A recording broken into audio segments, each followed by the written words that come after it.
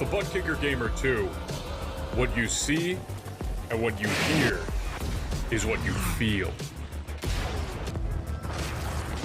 Butt Kicker. The future is feeling.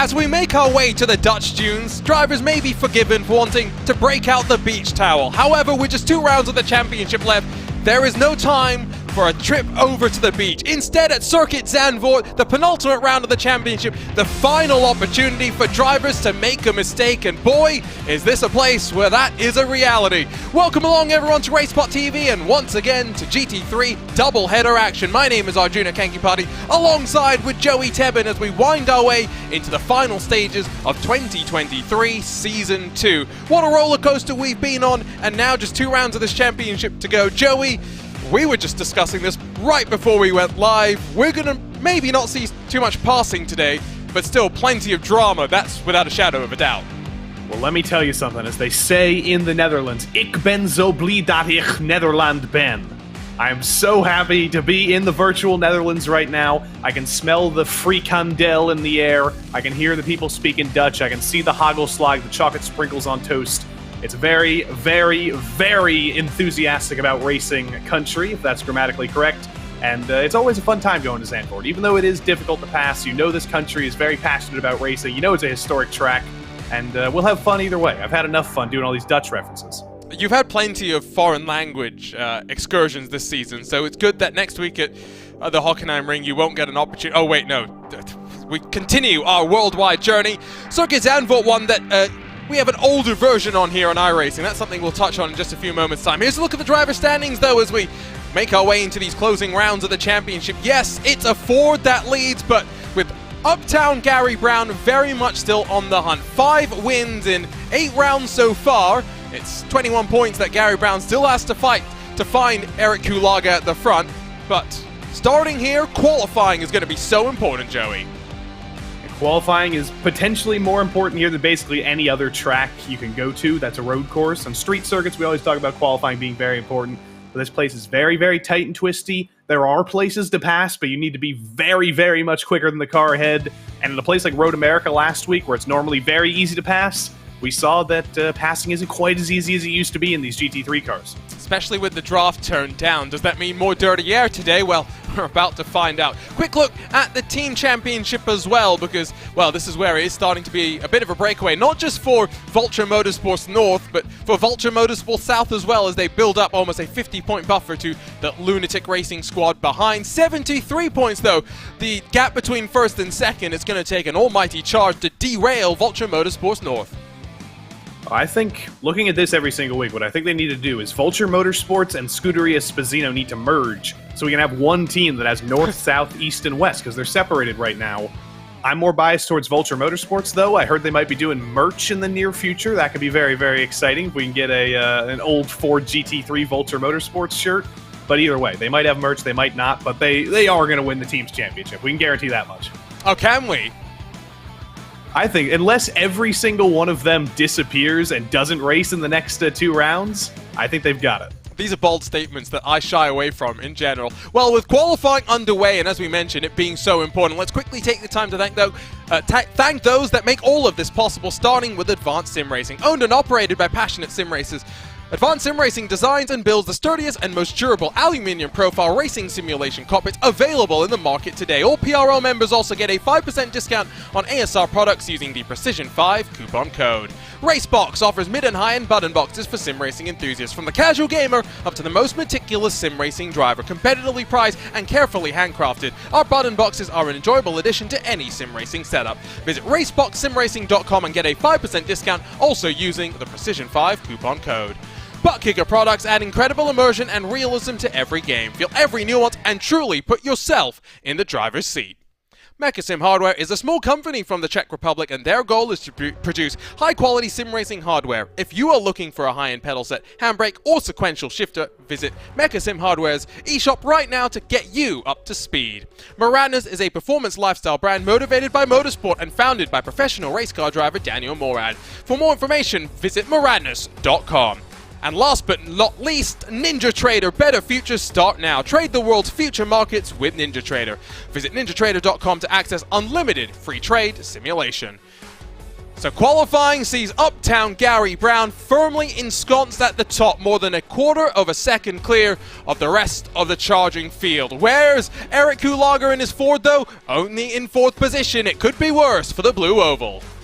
Yeah, only in 4th, we say, but that's kind of been the tale of Eric Kalaga's season. He does have a win. He did get his first win in the PRL a couple of weeks ago, but other than that, he has been very, very competitive, running in the top 10 every single week, and just picking up every single position and point he can get. He's been consistent. He hasn't made many mistakes. There haven't been many collisions with Eric Kalaga involved. He's been more consistent than anybody else. And P4, that's more good points in the championship if he can stay there. And in a race where maybe overtaking not so important, it will come down to strategy, as Jochen Badker comes up to 5th position. How much you're going to be able to save some fuel. Here's Gary Brown in the number 49 blue and yellow Porsche 911 GT3R. Works its way through the final couple of corners. Gary Brown, of course, as always, sends us a little bit of a webcam. And now we know what that audio foam was all about, as he says he has a double meaning and a double purpose for his little rig over here.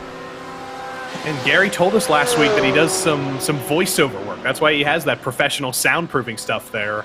I don't know, maybe we should convince Gary Brown to join us in the booth, in the car again. If he can join the Ted Lowendicker Nick McLaughlin club, we might be able to get some dulcet tones from Gary Brown. I want to hear Gary Brown say the butt kicker. The butt kicker. You have a 10 out of 10 one. I'd be very curious as to what Gary can do. On board we ride as he winds his way through one of the faster sections that leads itself up and over the crest in towards... do you want to try pronouncing this corner name before I butcher it? No. I'm going to make you suffer, and then I'm going to look really good by not saying it at all. I haven't even practiced. That's the worst part. I've literally just finished work, jumped on. Ski flat? No, God, that was awful. I can say it is the thing. All right, I got the track map. Ski flop. Yes, I need to go look at the track map. That would actually help. That's got to be a ski flop. That one's reasonable, because that's only 2 syllables. This one's far easier here, because this is just turn 9, or it's bocht 9 technically, but as we've learned, bocht just means turn in Dutch. The turns 9 and 10. Then Hans Ernst is the chicane. That one's easy. Then Kumho. Then Ari Leyendijk. And it's not that bad. It's not that bad. It's not too bad. No, it's absolutely not. Tarzan at turn number 1 is maybe my favorite corner name of all time. This is where the version of the track that we have slightly differs from the version that now they have in the real world. A lot more banking for the Formula 1 machines. A little bit more tricky, I guess, in some ways for us. Flatter corner, and so even though it's full throttle, Gary Brown slides his way all the way to the outside. And as we rode around for effectively a lap, he does find a little bit more time. Was already a quarter of a second clear. Well, now he's 4/10 clear. That's just demoralizing for every single other driver in the field when the guy who was on pole already by multiple tenths suddenly puts half a second over the rest of the field. Like, at a place where it's very, very difficult to pass, if you're a driver, you're thinking, how in the world am I supposed to beat that? Am I just going to have to get aggressive on lap 1 and maybe shove him off into the grass? Is that my only option? Because right now, it looks like Gary Brown might be unattainable. But let's see if Sully Sock can close the gap here. I don't think Sully's actually going to set a lap time here. I think he's building up for his next attempt. 4 minutes left means that he's probably got a maximum of 2 flying laps to go. Up in 3rd position, though, 8/10 off. I think it just goes to show the speed that Gary Brown has brought here today. It's going to be a close fight in the midfield, that's for sure. Kulaga still runs in 4th, tracking some improvement on this lap, but in the Lamborghini, here's Greg Doucette, and that Throttle Thursday number 77. Greg Doucette had a pretty good week last week, if I'm remembering correctly. I think I might actually be remembering to a couple weeks ago, but I remember he had a great qualifying in this Lamborghini, was having a great race until he ran into some trouble. I believe it was at Jerez a couple of weeks ago.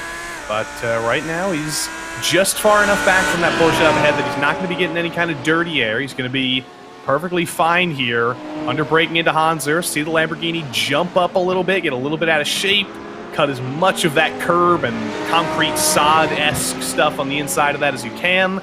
And then through the penultimate corner here, it's a high-speed flick. You do definitely need to get on the brakes, and don't go too far out there. If you clip that sand, if you clip that gravel, you will get an off track and maybe just spin yourself into the wall on the inside. Then through the final corner, nice and easy to the line. Did Greg Doucette improve? No, he can't. Half a second off. Don't think too many drivers will have too much experience at this track, which hopefully will make it quite fun, and hopefully not because they're all slipping and sliding off the track, but just because there are small mistakes that can be then exploited for passing opportunities through this switchback 9 and 10 complex, for example. You go a little bit wide through one, a car gets the opportunity to dive it on through. This, by the way, a car that I'm sure some in the YouTube chat will have been hoping to have seen more of already, and will be hoping to see plenty more of. In 8th position, the Matt Scherf fan club, hopefully out in full support. Yeah, I haven't actually seen any of the Scherf family in the chat, but I hope that by saying that we kind of activate the sleeper cell and we start seeing Sam and the rest of the family. Yeah, start getting the Scherfs out of the shadows. And Arjuna, you say that some drivers aren't experienced at Zandvoort.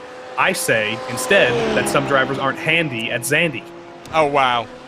That could have a double entendre, so maybe we need to swerve away from that's RaceSpot OnlyFans content. Matt Scherf across the line up to 3rd position, so the fan club, if it hasn't been summoned, well, they better start filing in quickly. Yeah, we got RaceSpot's own Nolan Rempel in the chat. Clearly he's interested in watching some more GT3 action here. Let's see if he can will Gary Brown onto an even faster time. He's got a little bit of a draft here from the 218 in front of him. Oh, my days. He has improved. He has improved indeed. That's a full second over 4th. Almost a full second over Matt Scherf in 3rd. So you know what I've just decided? Gary Brown has to start from pit lane. BOP. Success penalties, that's what we really are calling it. For those that watched British GT last year, did you know, Joey, success penalties went all the way to the courtroom? Did they? Yes. Because I knew they did them in the World Touring Car Championship at one point, but I guess those darn litigious Brits, they couldn't take it. Well, I think what really happened is the race result was under, review, and that determine success penalties for the next race, and so that's why they went to court. But yes, I still find that one of the most funny stories that I can remember. Eric Kulaga, well, it's not so funny being off the track and finding out what it's like being in some of that Dutch sand. Yeah, it's very ironic because Zandvoort. Zand means sand, that's pretty obvious, that makes sense. What but does Voort mean? It translates to ford, as in like fording a river. So well, the Zandvoort, the sand ford, is Eric Kulaga. We call these are sand dunes, like that is a thing. You get a lot of the time sand blowing onto the track. So I've learned something else today, Joey. Thank you. Yeah, that's why I check Wikipedia before the race. There's all sorts of Dutch nuggets we might learn. And Gary Brown's going to come out of the final corner here. I hope he doesn't improve for the well-being of the rest of the field. But his championship rival, Aero Urexoy, you might notice you don't see him at all in the top 16. He has qualified 27th. His Audi maybe not feeling so good. Brown pulls out of the way after towing someone to the line. There's Urexoy that comes across the line and at least jumps up into 17th position as he slides his way off and bonks the nose. Matt Scherf fan club, by the way, I did see starting to trickle on in. 43 There's still Kathy. up in 3rd. Kathy's arrived saying, let's go, Matt, let's go, Justin. So good for them. They're they're spreading the Scherf love. They're welcoming Justin Delano into the family, honorifically here at least. Nicholas Carangis up there in P8. Great qualifying lap from him. That puts him ahead of his teammate Greg Doucette in that Lamborghini. I think his time is done in qualifying, but he said, you know what? There's only so much time we get to practice at Zandvoort. Might as well go around for an extra lap. He might get time to go practice a pit entry, which is something I'm surprised that Gary Brown did not do, if I'm completely honest, because there is a bit of a chicane on pit entry that you have to navigate your way through, and if you're not prepared, then surprised you will be. Here comes Christopher Rhines in the SRT Esports BMW to the line. He does find a small improvement, but down in 27th, he will remain. The last time I drove this track was in PRL F3 at Zandvoort, and I didn't practice pit entry once. And then once the pit stops came around, I was like, well, I guess I got to figure this out. And I did actually figure it out. I had a great entry. Wow. I learned very bad lessons there about not practicing. Congratulations for surviving. Here's Jay Steffi. That is the time that is guaranteeing him to try a pit entry, and so now we'll get a good example. On the brakes early, and see how early the cones are as well? That's when you have to be on the limiter, or close to the speed limiter if you want to be a little bit brave. And Jay Steffi shows off a pretty good pit entry as qualifying comes to an end, and it's Uptown Gary Brown. Well, that's in another neighborhood, Gary Brown. Yeah, he's in another city. He might be in another state at this point, but Evan Smoger right now, sitting in second. He's at his best qualifying for multiple weeks. He's got to start thinking right now, what can I do? Am I just going to have to hang back and save even more fuel? Am I going to have to get aggressive on lap one? He's got about a minute and a half to think about that.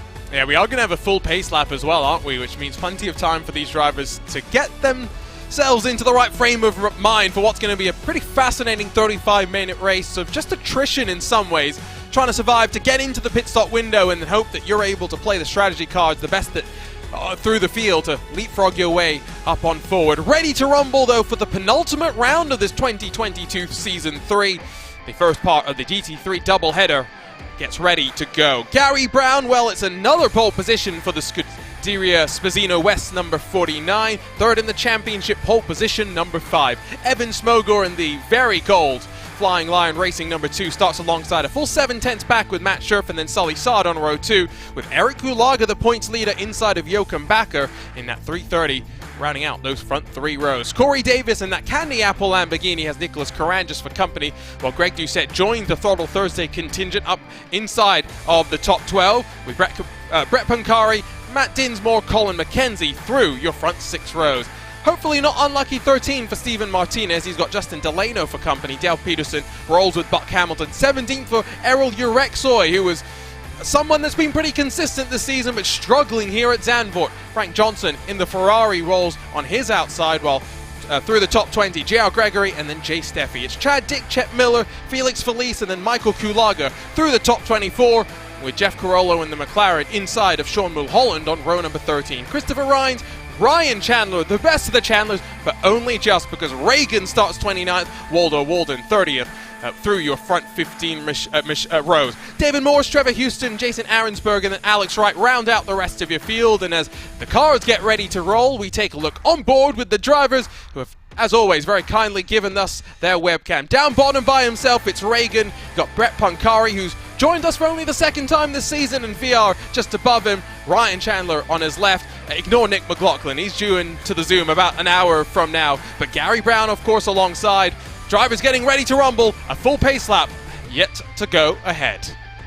So Reagan Chandler down there on the bottom, he knows he's on camera. He's putting on the chapstick. He's getting those lips nice and supple. He knows he's going to be on camera. He's getting ready for his close-up. So cars rolling, 35-minute race. Joey, a couple of interesting rounds this season. Detroit, and of course the Green Hell being, I think, the most notable of the weird ones. Road America, you mentioned it being a difficult one to pass at, and I think a bit more tumultuous than we were expecting. It was very, very chaotic. We came into Road America expecting, you know what, this is... They call it the National Park of Speed for a reason. It's always a good race. It's always just good, classic racing fun. And then it turned out to be very, very difficult to pass with the recent updates to the GT3 cars. And there was a lot of chaos and drama. There were a lot of wrecked cars. We saw, I believe, Evan Smoger stuck in a fence and sticking out in the trees. I'm hoping that doesn't happen again. I hope we don't see any more airborne cars today, but with the aggressiveness that we're going to see on lap 1 with how difficult it is to pass, I can't guarantee Evan Smoger won't be upside down again. Turn 1, it's banked.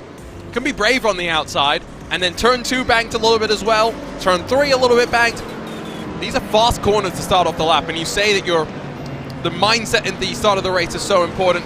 That's when you're going to have the opportunities to make so many more little moves to work your way up through the field, and then you settle into the run after that. Fuel window, as always, we expect the cars in probably anywhere after 18 minutes left to go in this 35-minute timed race. And of course, you got to remember, depending on when the leader crosses the line, make sure you carry enough fuel, because you don't want to be running dry coming to the white flag. And you can see on your screen right now why we're saying it's so difficult to pass on Zandvoort. These cars are running side by side under pace speed, so we're completely under control right now, but there's still barely enough room to put 2 cars wide here under pace speed. They're in danger of running into each other at every single aspect. That makes it so difficult to pass around here when the track at places is just barely 2 cars wide. Right there at Masters, that's one of the widest corners on the track, but it's a very, very high-speed corner. You're only going for a lift through there. You've got to figure out a way to stay very, very close, because your opportunities for passing, your opportunities for running side by side are very, very few and far between. Let's talk championship picture, of course, because this is the final round of the 10-round season that can be dropped if you have some sort of issue. Heading into that final round, you've got to deliver. If you have a bad round, it's counted in the season, so maybe it's a good thing that a race that we've already said could be a little bit slippy is one that, if you're behind Gary Brown, you're thinking you may drop. Gary Brown can't be focused on that, though. He's just going to be thinking about his gap in qualifying and matching that in the race.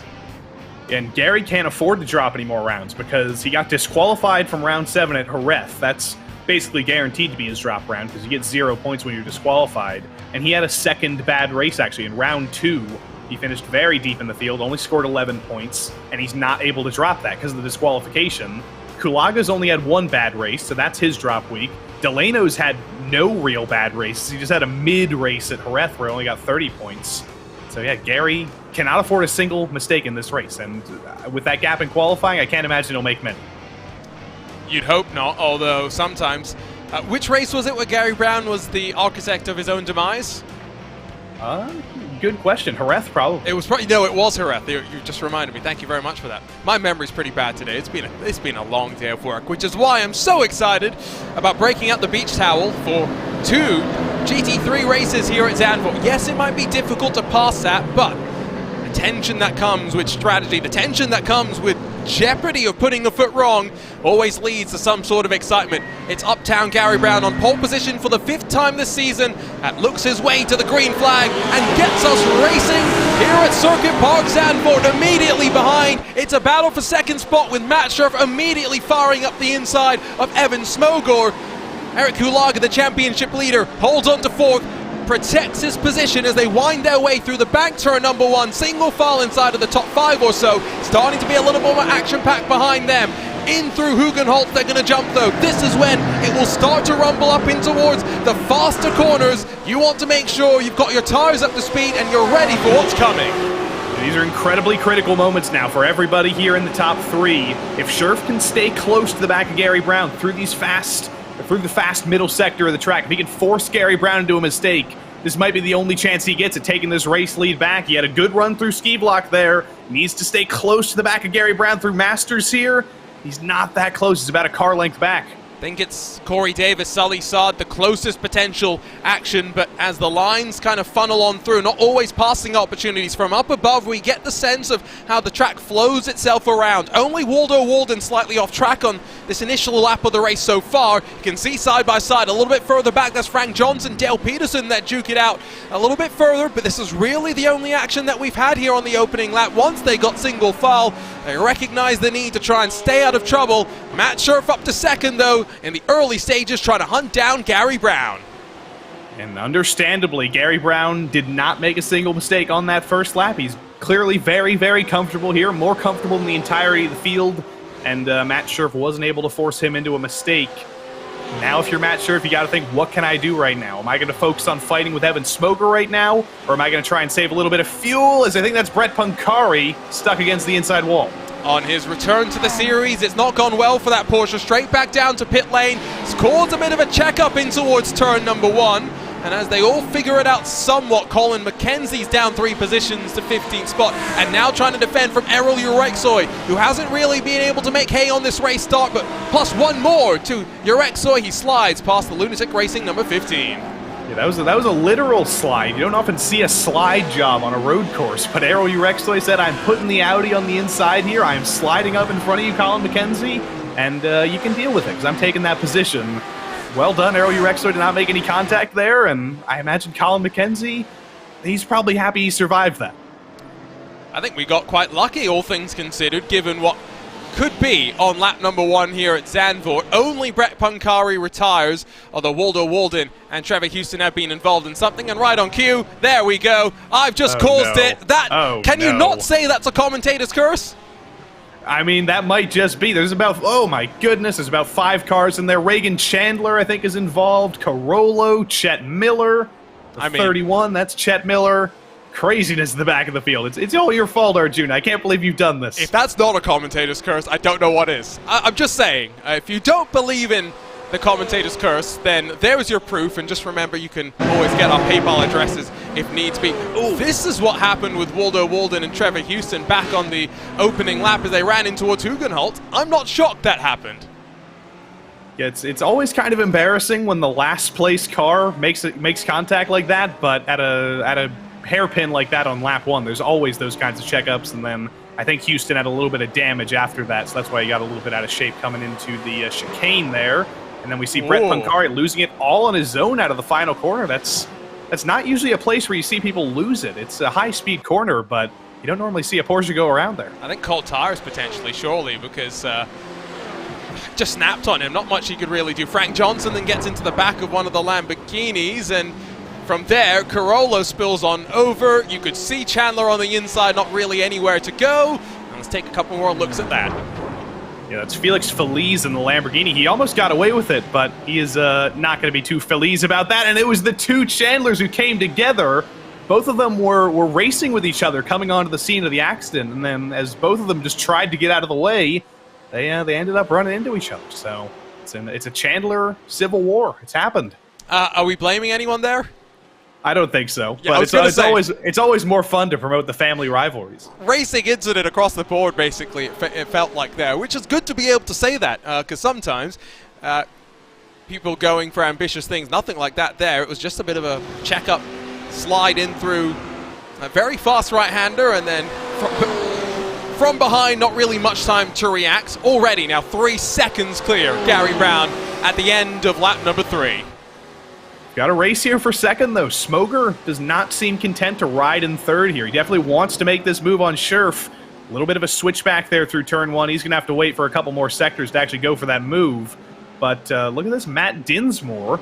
We haven't mentioned him basically at all in this race. I was so focused on Greg Doucette and Caranjas having great qualifying sessions in the top 10, and Matt Dinsmore makes it 3 Throttle Thursday cars in the top 10. Dinsmore is up 2 positions so far this race. Delano plus 3 already in these early stages as they slightly separate themselves further back. As that's an interesting looking sun, kind of flickering its sunshine out onto track. There it is. Very curious what the conditions are like, because there does seem like there's a decent amount of cloud cover, but look how cold it is. It's a nice cool day in the Netherlands. You were talking about breaking out the beach towels a little bit earlier. I think you're probably going to need 4 or 5 of those beach towels, and maybe even more for cover. But look at this, Delano trying to go around the outside at turn 10. That is a very, very difficult corner to do that, and there was a car inside there. Didn't quite work out for him, but Delano's trying to prove that he can pass at Zandvoort, and he's getting very, very aggressive here, trying to make up his 4th spot of the day. I think he's also aggressive because the Porsches behind, or Porsches in general, looking very, very strong. And speaking of the weather, it's warmer here in California. It's a nice 80+ degree day, because I converted it to Fahrenheit before we went on air, Joey, just for you, because I know you aren't part of the... Correct. You don't subscribe to the, correct units. No, it's too warm right now. It's the middle of May. It's still just spring, but in Connecticut, it's like summer right now. It's too hot. Turn the heat down a little bit, Globe. I have heard that I'm getting ready to go to Indianapolis next week. In fact, directly after the season finale, I am booking it over to the airport and hopping on a plane. It's going to be a very nice Sunday, Memorial Day weekend, that I'm going to enjoy out there in Indy. Looking forward to it. I hope it's not like 110 degrees like last year or 2 years ago. It was actually warm last year, but Joey, I grew up in Singapore. I like it warm. Is it the same heat though? Because people are always like, "Oh, it's humid in Singapore." It is, yeah, that's true. But I like humid heat. I also don't mind dry heat. That's a bizarre opinion. I like humid heat. I just like it being warm. I don't like it being cold, which is why I left Pennsylvania. Yeah, my first winter in Lewisburg, when I realized that I couldn't wear flip-flops in December, I was devastated. Well, I could. Keep those dogs warm. No, I could. It was just my friends were going to kick snow onto my feet. I'm hoping that Evan Smoger can kick something off here. Maybe kick some snow into the path of Matt Scherf, but he's been getting aggressive. He's been all over the back of him for the last 2 laps. It's been like a 2/10 gap, and he's succumbing to the realities of Zandvoort, that there's just so few places where you can make a pass if the driver in front is completely mistake-free, but he's got a great run into the final corner here. Is it going to be this slingshot, though? Is he going to run out of steam in towards turn number 1? You can go to the outside and try and make it work, but he's going to jink his way to the inside, doesn't have the overlap, and will back out of that one as they work their way now 5 odd seconds behind Gary Brown, who is being gifted this victory, not just in terms of pace, but by the fact that they aren't going to be able to pass behind, and so everyone, I think, surely must be thinking about strategy. I would be if I was Eric Kulaga, who we jump on board with now, sitting in 4th position, because leapfrogging up to 2nd, surely through the pit strategy, would be my best bet at minimizing the gap that Gary Brown will reduce to me heading out of Zandvoort. You can basically treat this like a street course race. We've seen this at Long Beach. We've seen this at Belle Isle. Drivers pulling out of the train, coming down pit lane a little bit early to get out of the traffic and run some clean laps. I imagine we'll probably see that from somebody. I don't know if Kulaga's going to do it. I don't know if he's getting held up right now. That's the problem. Scherf is arguably holding up Evan Smoger right now because Smoger did out-qualify Scherf. He did show actually more pace, but Kulaga qualified 4th. He might just stay in 4th. I don't know if he has the speed to actually jump Scherf if he comes in early, and he takes a bigger risk of getting stuck in traffic if he can't manage that relative too bad. I think Kulaga wants to go long, if anything. He might do that as well. I don't know. I think Gary Brown will probably go as long as humanly possible because he has such a gap to the back of him. He has a 5-second gap back to Scherf. He has no reason to come in early. It's too much of a risk. So True. I think we'll see Brown basically going around until that fuel tank runs out. I think Delano had another pop at Caranges, but into Hans Ernst, it's always a difficult passing opportunity, and now might have to defend from Martinez behind. This is the fight. 9th on back, Dinsmore not able to break away from Caranges, Delano, and everyone slightly further adrift. And that 53 Hoff has a look into the first corner, want to run himself out wide and cut back in and try and V it back onto turn number 2. But this is kind of what we expected. What we haven't seen too much, unfortunately, is too many self-inflicted mistakes, which is good to see. I mean, I think as you say that, or about 90 seconds before you said that, I think Waldo Walden may have gotten into his own little bit of trouble there, but that's not a commentator's curse. That's just a posthumous notification of Waldo Walden getting into trouble. And I think we're about to see what happened. That's Trevor Houston pulling over to the side, and I have to imagine it wasn't just Waldo Walden self-inflicted here, unless he spun directly in front of Trevor Houston, which he did. It was self-inflicted, and they takes Houston with him. That was humongous. That's the 3rd incident Houston's been involved in, and I don't think half of them have actually been his fault. That one was definitely just cold tires as well. That was big as well. Not much that could really be. And then as Chet Miller clambers over the curb, Frank Johnson, with nowhere to go, absolutely T-bones. I think what we're learning here is don't be at the back of the field because that's where all the drama's been happening. Johnson's out now. I think Chet Miller's still out there trying to get some repairs, but Waldo Walden says, I'm done. Brett Pancari says, I'm done. the back of the field is where all the chaos has been happening. So if you're at the front of the field, you're good for now. But I just saw some absolute craziness from Sully Sod to turn 1 there. Yeah, I don't think he necessarily wants to give up the position to Greg Doucette. The 6th and 7th, 1.2 off the back of that train that's now building up behind Matt Scherfin's 2nd spot. A bit further behind, Urexoy and Mackenzie go side by side as it's the Lunatic Racing car trying to go the outside line, which again, as mentioned before, can still be converted into turn number 2. And brave drive there from Mackenzie. Rexoy gives him plenty of space and now has to defend from Peterson, who has a look.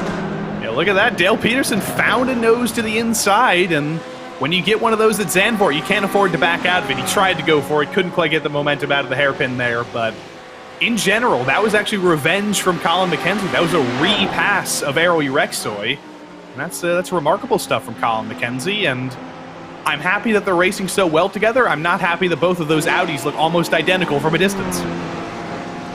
Now, Lunatic Racing are pretty good in general about giving us the same design on different cars with different colors, though, so we'll give them that. Maybe just for the future. Make sure they don't clash with anyone else in the same field. Is it Luke Davis that has the very white version of this car? I think it is. I think so. You might have to invent new colors at some point. Speaking of very white cars, by the way, Sully Sod, I think he's finally the first driver to come a cropper of that Hans Ernst that chicane. There's a big curb in there. Oh no, he jumps the curb. He was too late in the brakes, and then had to check up to not get a slowdown, and almost took Greg Doucette with him. Yeah, Greg didn't really have much to do there. Just right on board with the Throttle Thursday car as the Audi slides back into the picture. Delano's going to come down to pit lane very, very early. And so this is what you were just talking about, Joey. The fact that if Delano thinks he's being really stuck up behind some of the slower cars, dive to pit lane, get into clean air, and run your way to potentially a big old undercut. And Jay Steffi's in as well, so Steffi's definitely going to come out in clean air. Delano is going to be a question here. I'm seeing Sean Mulholland go by him right now. I think Feliz and Corolla will go by him as well. I'll check back with him in a moment to see if he has come out in clean air, but anything is probably better than where he was, running around there in 11th, 10th or so, just in a train of cars. Even if he does come out in traffic, he should be able to make passes pretty quickly, because there's a lot of damaged cars at the back of the field, and I don't know, you got to go off strategy at some point. You got to take a risk. At some point as well, I'm hoping that this fight for second starts to kick off, because as much as I'm sure the Matcher fan club does not want to see the 43 slip from second, Evan Smogor surely his patience at some point will come to an end. I will just point out, it's Porsche 1, 2, and 3, then a Ford, 2 Lamborghinis, another Porsche, and then an Audi. Does seem as though the 911 GT3R seems pretty strong with this fixed setup around Zandvoort.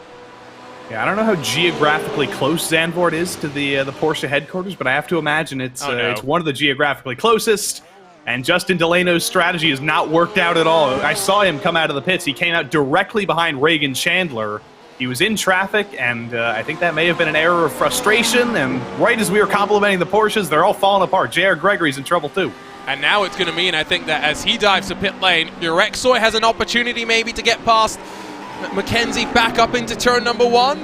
If Mackenzie slides a bit wide, Urexoy could slide on through, but no such opportunity. Into turn 2, they'll head with no change. Gregory heads off to the lane after he, I think maybe did slide his tires. 20 minutes left in this race, though. It is a little bit early in some regards to be coming in.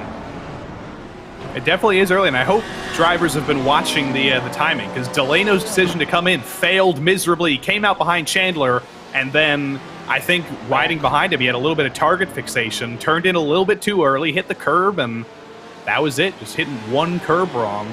That'll throw everything off here at Zandvoort. This is a track that punishes mistakes very heavily, and you can't afford to get target fixated like that behind another car.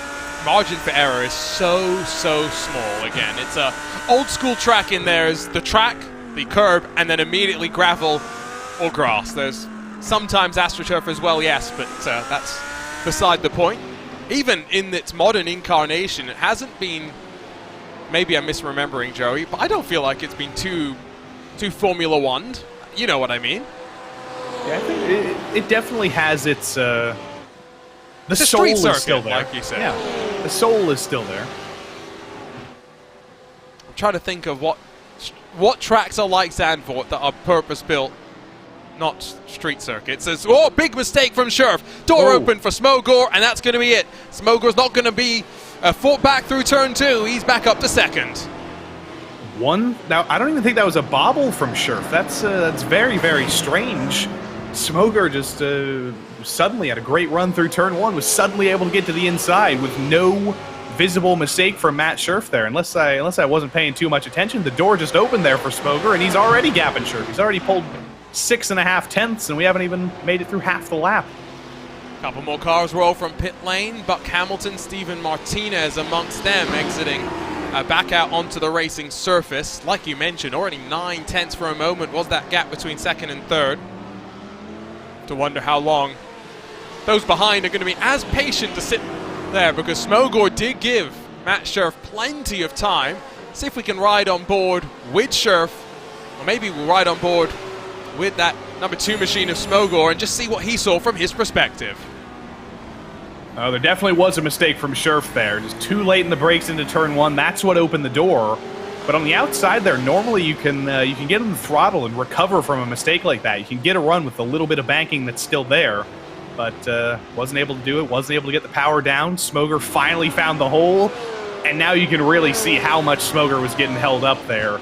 That is 1.4 seconds in not even a whole lap. That's a lap minus 1 corner, and it's 1.4 seconds faster. Let's see how Kulaga is going to play this, of course, the championship leader.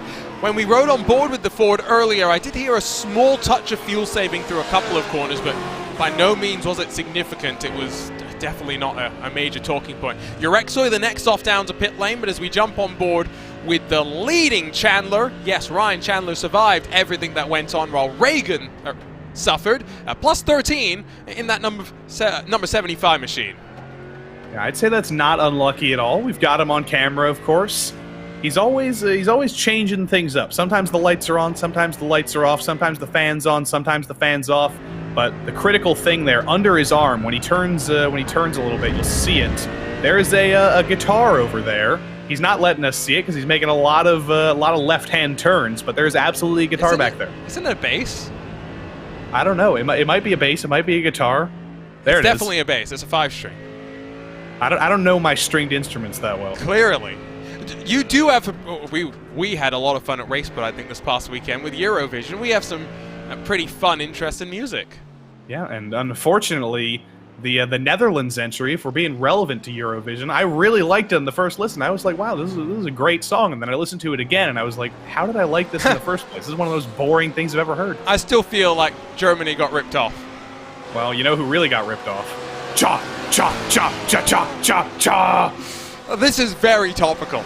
You either know what we're talking about, or you're like, these people are crazy. Which is both, to be fair. There's not many Europeans in the PRL, but there's definitely a few. There's a few Eurovisioners. It was on Peacock this year. It was on Peacock, and they had Johnny Weir doing his own feat. So it's catching on in America. I'm one of them. I didn't get to watch the finals because I was too busy on the iRacing 24 hours of the Nürburgring. That was a fun little broadcast. Got very slow at the end. I can imagine. We started with 54, and I think by hour 6, a couple of hours after I had finished up my first 4-hour stint, we were down to 30 still left running or something. We should do an iRacing song contest, because there's so many... I mentioned this on the Wednesday NASCAR broadcast, and there's some drivers in the PRL who play instruments. We can make a whole band here. Maybe Jason Ahrensberg could be a drummer or a piano player. Sully Saad... Well, that's it's got some damage. A crescendo to his race. Left, is it left rear? Yeah, left rear quarter panel. It does not look healthy. It doesn't. That was coming up over the top of the hill at Skivlock, I believe. He's already got the damage. I'm pretty sure. I saw a peak of that left rear, and then he loses it. Oh. Very well held, though. Very well held for Sully Saad there. Got in the brakes, kept it pointed straight. That was a fantastic recovery there. I don't know where he got the damage. It must have been in the earlier laps, but that's how you recover from a mistake. But his tire is not going to be thanking him now. The benefit is we saw the weather conditions earlier. Very, very cool here. Definitely don't want a beach towel. You want a couple of layers on, I would assume. Battle for third still checked up behind Matt Scherf with now 13.5 minutes left to run. Sully Saad the next to dive to pit lane, and he's going to be followed by the likes of Christopher Rhines and Ryan Chandler in that Mercedes-AMG GT3 Evo machine. Check back in with your race leader, because it's always good when we don't talk about a race leader, but it's probably fair to say hello to a driver that has already won plenty of times this season, is on course for a 6th win in 9 races. You know what leader is in Dutch? I think you're about to tell me. Leader. I'm very disappointed. You know what pit is in Dutch? If you tell me pit. It's pit. Oh boy. You know what cool is in Dutch? No. It's cool. Duolingo really doesn't need to exist if this is the case. And you know what downtown is in Dutch? Don't tell me it's downtown. Centrum. Okay, at least there's something different there. Here's that tricky pit lane entry though, and maybe this is the end of the pit window for the drivers. Lap 14 for your race leader. Brown has led every single moment so far, and behind him, in comes not just Evan Smog or Matt Scherf as well, but Eric Kulaga did indeed save a little bit of fuel, is going to try the overcut, a slightly shorter pit stop. Let's see what the Ford can do. I think the only drivers he's going to be, or the only driver he's going to be thinking about is Matt Scherf rather. I think Smoger is off in the dust. Gary Brown off the pit lane right now. He's going to be easily in the lead. It's not going to be any challenge for him. And he's not going to come out in traffic critically, because basically everybody in the field is already pitted. Brown comes out 6 seconds behind Matt Dinsmore in completely clean air. It just comes down to Kulaga versus Scherf now, I think. Smogor potentially in the mix as well, depending on how short the pit stop is truly going to be. It was a 28.7 cone-to-cone time for Smogor, 29.0 for Matt Scherf, so pretty consistent across the board, and now we just wait to see how the Ford will fare out. Not the only driver to go the extra lap, 15 laps in total. Matt Dinsmore in that Lamborghini for Throttle Thursday, going to try and do the same a little bit further back in the pack. He looked very, very uncomfortable there coming through turn 9. I almost thought he was sputtering a little bit, running out of fuel, but he's fine. It's just a little bit of an uncomfortable in-lap, I think, here. He's gone 1 lap longer than the rest of the field. The tires are starting to struggle for everybody, even with the cold temperatures, and Matt Dinsmore is getting a little bit awkward here. But we should see Kulaga coming in here, coming out of the final corner. There's no way he can go 1 more lap. Hard right here, hard right. Yep, here he comes. How aggressive is he going to be? Not too aggressive on the limiter, well before he even got to the quote-unquote chicane on corner entry. Kulaga rolls then down this pit lane, and 10.7 seconds was the mark for Evan Smogor, 11 seconds for Scherf, but of course remember, got to factor in the time it includes to get down to pit lane speed as well. How well was Kulaga able to fare there? Already stationary for 8 seconds and counting. It's not a slow stop by any means. It's about the same. Kulaga does not get a great overcut, and Smogor flies on past. It's going to be an interesting one in terms of now, as the Ford tries to hold off Matt Scherf behind. He has jumped Scherf, though. That's critical. Their stops were basically exactly the same. Kulaga was in the pits for 28.9 seconds, Scherf in the pits for 29 seconds. But Kulaga had a great in-lap there. The 1 lap he stayed out was very, very quick, and he's going to be comfortably in third here, unless Scherf can fight back. But look at this blend in the middle of the field. Buck Hamilton up into the top 10 now. He actually jumped Sully Saad after that mistake, and he's trying to jump Matt Dinsmore now, too. Dinsmore maybe has to bring his tires up a little bit in terms of temperature. Through the roller coaster they'll run. There you see those positions gained on the left side of the screen. +2 for Kulaga, 2 for Davis, 3 for Doucette, 6 for Hamilton. The further back you go, the bigger the numbers tend to be. Arensberg at +11 is the biggest mover so far. Still 9 minutes left to run though. You can see a slightly defensive line in some ways from Matt Dinsmore into the first of the switchback hairpins, and it slightly compromises him, and you can see the fellow Lamborghini up front not looking the most comfortable either at this point. Yeah, Buck Hamilton as well tried to go for a switchback there in turn 10, and it just kind of failed miserably. The Ferrari didn't get the drive off in the second half of the corner that it needed, and you're seeing the multiple lines that are possible to use at Zandvoort right now. It's almost like an oval in some places here. It is banked in places, but there's very, very wide corners that aren't necessarily good passing opportunities. There's multi-groove, there's multiple apexes. It's very, very hard to find the apexes around here. And sometimes that leads to passing, and sometimes that just leads to very, very frustrated following drivers who can't get the drive off because there's another car right in front of them taking the air away. Has been an incident further back, and now Errol Urexoy off the track. He's going to concede a spot to Ryan Chandler, who slides up the inside. That's through that final section. And Urexoy maybe trying to now shed some debris from his tires. Builds back his speed once more. You can already see Kulaga's pulled 1.2 to Sheriff to Corey Davis. Not the only drama, though, unfolding for Urexoy. Let's check out what happened to Felix Feliz. Oh, dear. Like I said, you don't want to be at the back of the field here because that's where all the trouble's been happening. That one's just a little bit lazy from Felix Feliz. Just drives off the track coming out of Masters there, clips the grass, gets it going again, but that's the kind of mistake that happens when you have a really, really bad race. You're at the back of the field. You're just like, can this race be over already? You lose focus, and you drive it off the track sometimes. So less than 8 minutes means with Gary Brown already in towards the final couple of corners. Lap times here at 1 minute 35 plus. Into what should be, I think, the final 5 laps of the race. Never trust a commentator's math. 4 laps. Something 5. like that. Well, laps are 135, so... Uh-oh. Oh, no. Not Errol again. Oh, no. And Jason Arensberg, I believe, gets tangled up as Errol Urexoy forgets there's an F3 box and rejoins the track slightly unsafely. I think he was trying to get out of the way of that other Porsche that was parked there, but at the same time, he took another Porsche with him, so... Porsche for Porsche. Situation. Porsche for Porsche, exactly. Coming out of the final corner here, clips that gravel that I told you can't clip, and then you run into that that grass jump there. He's trying to recover, get back on the road. This isn't actually the incident we saw. This was a first incident, and then later on in the next lap, he goes for a little bit of a loop-de-loop again. Same corner as Felix Feliz, or not. One corner later, I guess. I think we're about to hopefully see it. There it is.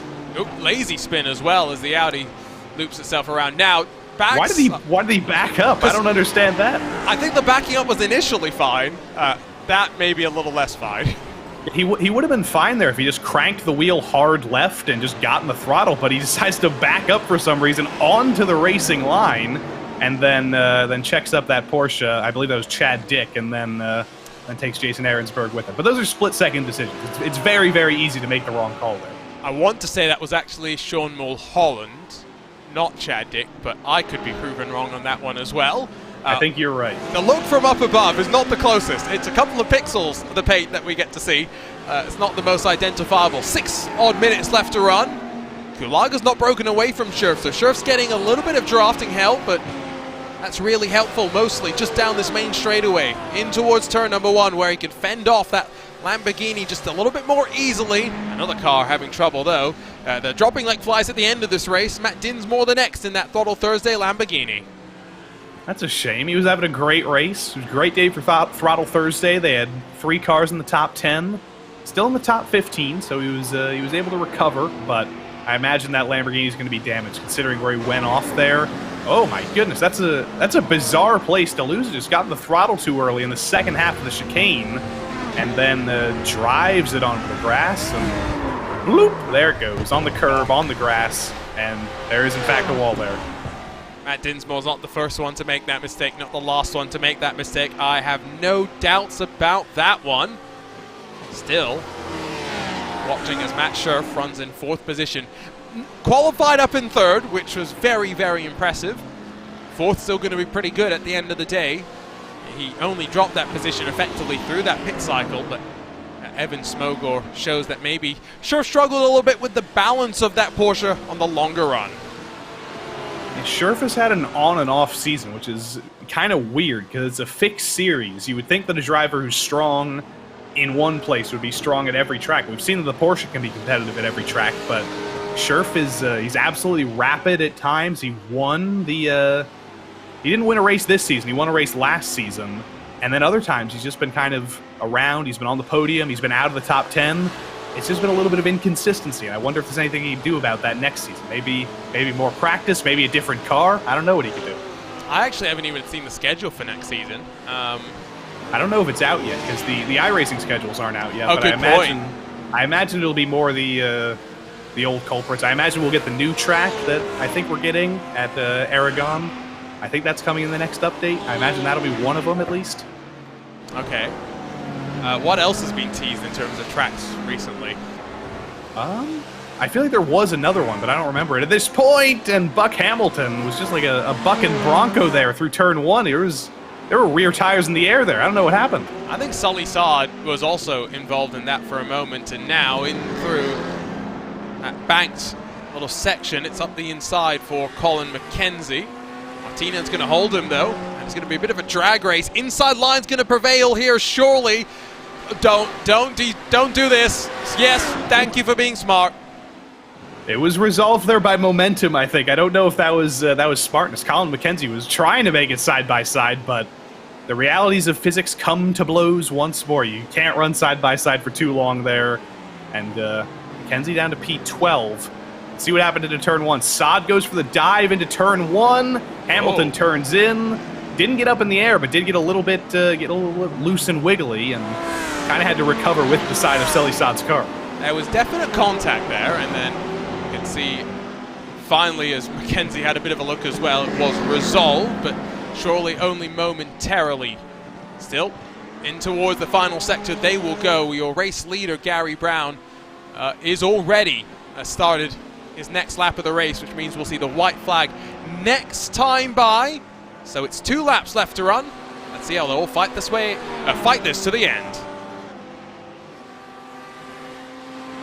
Checking the IMSA schedule just to see what's coming up next season. Watkins Glen, I imagine, will be on the schedule because the 6 hours of the Glen will be around then. Okay, maybe Most Sport, July 9th should be in next season. Maybe Lime Rock, which will be interesting. No, thank you. Lime Rock and GT3 cars is it's not very fun. Not when you have 40 as well, like sometimes we do get. Yeah, I think actually now that I say it, their voting was open for next season, and I think the schedule may have been posted somewhere, so I have to find that. There you go.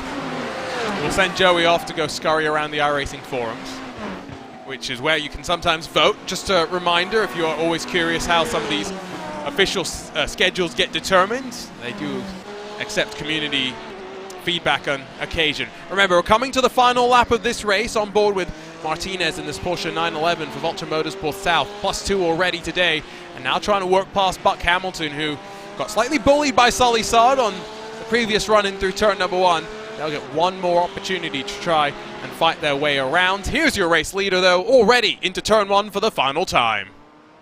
One more time for Mr. Brown. I've got good news for you, by the way, Arjuna. Lime Rock comes in week 1 next season, which means we won't run it in the PRL. Oh, yes! It's week 1 in the official series, so no Lime Rock for the PRL. Everybody get happy. Do we have Aragon on there? Yes, it says Laguna Seca or new track, so I assume that'll be the new track.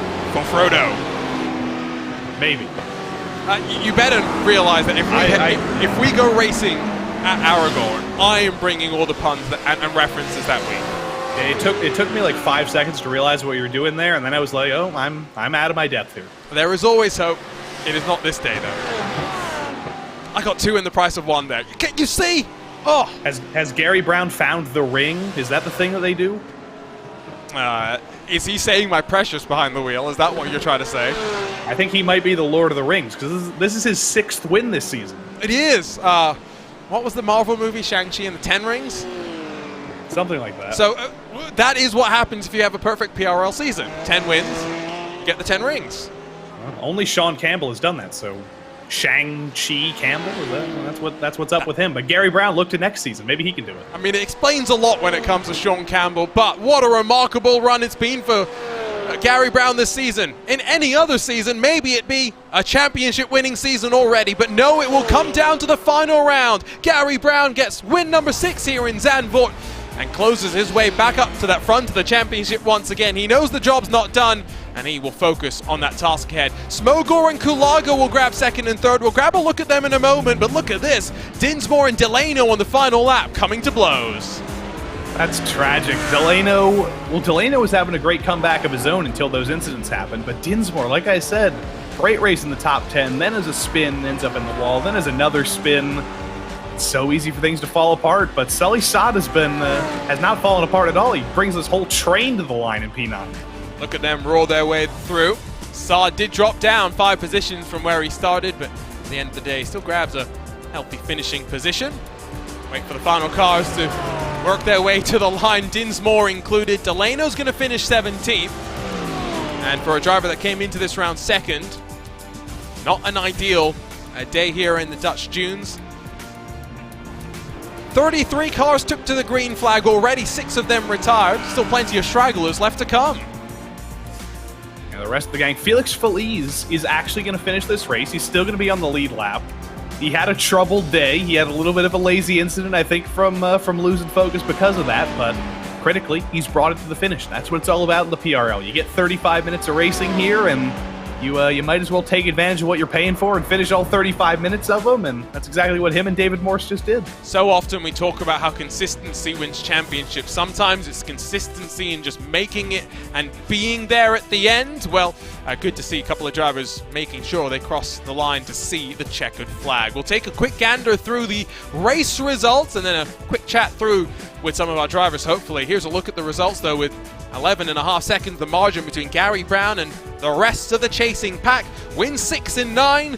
What a run it's been so far in 2023 Season 2. Evan Smogel able to climb his way back up to second after being passed in the opening lap of the race, while Eric Kulago, Matt Scherf, and then Corey Davis make up the rest of the top 5 positions. Greg Doucette then in front of Joachim Bakker, while Nicholas Caranja, Sully Saad, and Buck Hamilton complete your top 10, with Hamilton able to gain 6 positions and hold off the likes of Stephen Martinez, Colin McKenzie, Dale Peterson, and then Jay Steffi and Chad Dick. Both of the cars in 14th and 15th, up 6 positions apiece. Delano and then Rhines, Chandler, Dinsmore, and Mulholland. Rhines and Chandler double-digit gainers respectively, while just missing out on the top 20 finish. Reagan Chandler recovers in his BMW to 21st. Aaronsburg 22nd, Urexoy 23rd with Felice Morse, Kulaga, and then Carollo. The rest of the top 27, A finished the race and B are scored on the lead lap. Those that do not get to see the checker, J.R. Gregory, Chet Miller, Trevor Houston, and then behind them Waldo Walden, Frank Johnson, and then Brett Pancari, the rest of the top 33. We'll have a chat with a couple of the drivers. Joey Tebbins already getting ready to chat once again with Uptown Gary Brown.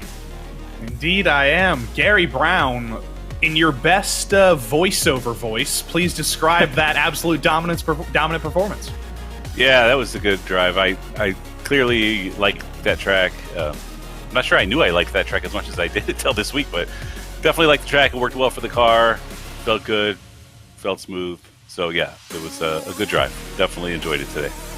Well, even though it is a 6-win season right now, you still are going to be fighting for the championship next week at Hockenheim. It looks like it's close in the points with you and Kulaga and the rest of the gang. How do you approach Hockenheim next week to fight for that championship? Yeah, at this point, I mean, I got dished out a penalty from my race at Jerez. So I don't know that I'm really, all that in it. All I got to do is do my best and let the chips fall where they may. So it's all good. I'll do the best I can. Well, take the wins as they come if I can get them and go with that. Indeed. Congrats on win number 6 of the season, Mr. Downtown, Gary Brown. We'll see him next week at Hockenheim. Thank you indeed, Gary. Next up, Eric Kulaga, or actually not coming up next, Evan Smogor is actually next. He was the driver who finished second. Evan Smogor back on the podium here for the first time in a couple of weeks. How did Zandvoort treat that Porsche? Pretty great, man. Happy to be back here. I was honestly just hoping for a top 5, but P2, I'll take it, especially after last week ended up in the fence. Yeah, that is quite the recovery after being upside down last week. How do you feel about the Hockenheim ring next week? Very much a different track, a lot wider, I think. Yeah, I like it a lot. I have good luck there, especially in the Porsche Cup, so hopefully that translates over. Do like that track a lot. This is honestly the second race that I've done here, so hopefully that one goes well. Well, congrats on P2 again, Evan. Welcome back to the podium. We'll see you next week. Thanks, man. Take care. Evan Smoger, P2, and one more driver we get to talk to. It's who else but our old Ford buddy. It's Mr. Eric Kulaga. Another podium for that Ford. It seems like this car has 0 weak tracks. Hey now. No, this is the Porsche was really strong here. Yeah, I'm close. I got to drive like I go like hell, as they say in the book. Go like hell. I got a one-word answer from you. Are you going to win the championship next week? Yes, why not? Yes. There we go. How about that? You heard it from the man himself. Eric Kulaga, P3 today, but we're going to say he's going to be the championship. I do need a top 5. I think I do need still top 5, and that's not easy. So, no, anything can happen, but I'm going to do my best to make Gary have to earn it. So, yeah, we'll see what happens next week, man. It's going to be fun.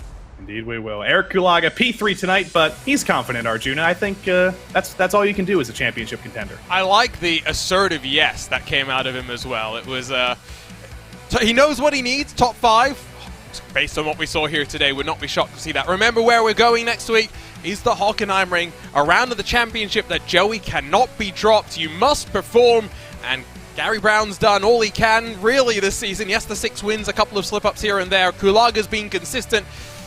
Two very incredible season. It comes down to just one final 35-minute race.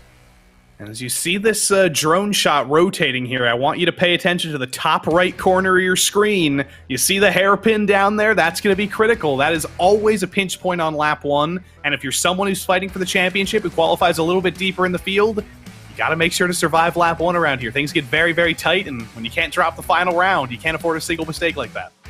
Take another look at the schedule before we flip our way back on over to the Dutch Dunes. What a fantastic ride it's been. Starting in Sebring at the very end of March, working our way through Europe in effect. Yes, we return to the US, A for Watkins Glen, which it sounds like Joey we're going to do again. But then, of course, over to Detroit and Road America as well. Couple of interesting curveballs that I don't think we're necessarily going to end up seeing next season, Joey, in the form of Belle Isle and the Green Hell. But I'm sure there's some other excitement that we can throw in to surprise the drivers. Yeah, I did see the schedule that we'll definitely see in the GT3 Sprint Series. I don't know if it'll be identical in the Fixed Series, but we will be going to a new track, if there is a new track. VIR looks like it'll be on the schedule. Zolder. Spa, of course, with the Spa 24 coming up as well. Road Atlanta. Barcelona Historic. Le Mans, which, I mean, Le Mans obviously as well. That also coincides with the timing. And the Daytona as well. And Fuji with no chicane. Sounds like fun. Phillip Island? Wow. This sounds like a fun schedule. I'm glad that I'm planning on being back next Tuesdays. Next season on Tuesdays. And so as we head back on over to Zandvoort, we do so with GT3 machines, but this time open setup, slightly longer races. It's time for the GT3 Sprint drivers to rumble for round 9 in the Precision Racing League 2023 Season 2 suite of competition.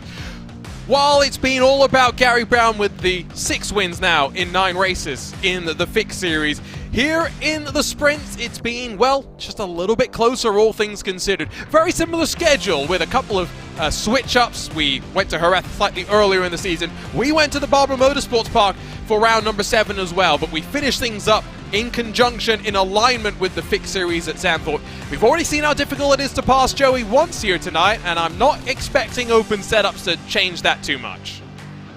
Well, you asked me during the fixed race a little bit earlier what tracks or what natural terrain road courses I would compare to Barber, and I think the one on the schedule that compares the most to Barber is, or that compares to Zandvoort rather, is Barber from a couple of weeks ago, and that was a dominant show from Andrew Waring ahead of Sean Dickinson. So does that bode well for Andrew Waring at a tight and twisty road course like Barber? Can that transfer to a tight and twisty road course like Zandvoort? Maybe the Evolve Sim Sports Audi could be thinking about that. And so as we look at the schedule, this championship is one that really, I have no idea how it is going to end up going, because there are 3 points that split 3 drivers at the very front. 2 of the CRT Purple Camp, 1 of the Precision Racing Esports Camp. It's Francisco Castillo-Romero, Juan Malagon for CRT Purple that lead from Abner Acosta. Now, the important things to recognize here, in terms of drop points, for Juan Malagon, for Abner Acosta, they have either failed to make the end of a race or failed to make the start of one race. That is their drop rounds in effect done and dusted. For Romero, his worst round was at Barber, where, to be fair, he was a bit of a fish out of water. Knowing that, this final round that can be dropped for Romero, as long as he can maybe get himself a little bit forward up through the field, Joey. We saw the discomfort at Barber. He cannot afford that here today. And that's the same thing I was talking about with Andrew Waring. If you're discomfortable at Barber, how can you recover from that at Zandvoort? That's going to be the question. But the most interesting thing about this championship is the only driver in the top 10 here who's actually won a race is Elliott White. he's out of contention. You can see he's missed 2 weeks and had a DNF for good measure. Juan Malagon's had a pole. Francis Castillo-Romero has had podiums. Abner Acosta's had a podium. Martin Crisp has had a podium. None of these guys are winners, though. It has been a championship of just collecting points and consistency, even if it's slightly mediocre consistency. Yeah, and to that point, Romero, the best of the top 5 in terms of top 5 finishes, 4 in 8 races so far, and he's finished every single one of our races. Consistency gets you into the championship hunt. While CRT Purple runs at the very top of the Drivers' Championship, they do not do so at the top of the Team Championship. That's where it is Precision Racing Esports, led by Abner Acosta, but with Elliot White and Boris Ovando as well, that lead by what is now 19 points from SimCity Racing.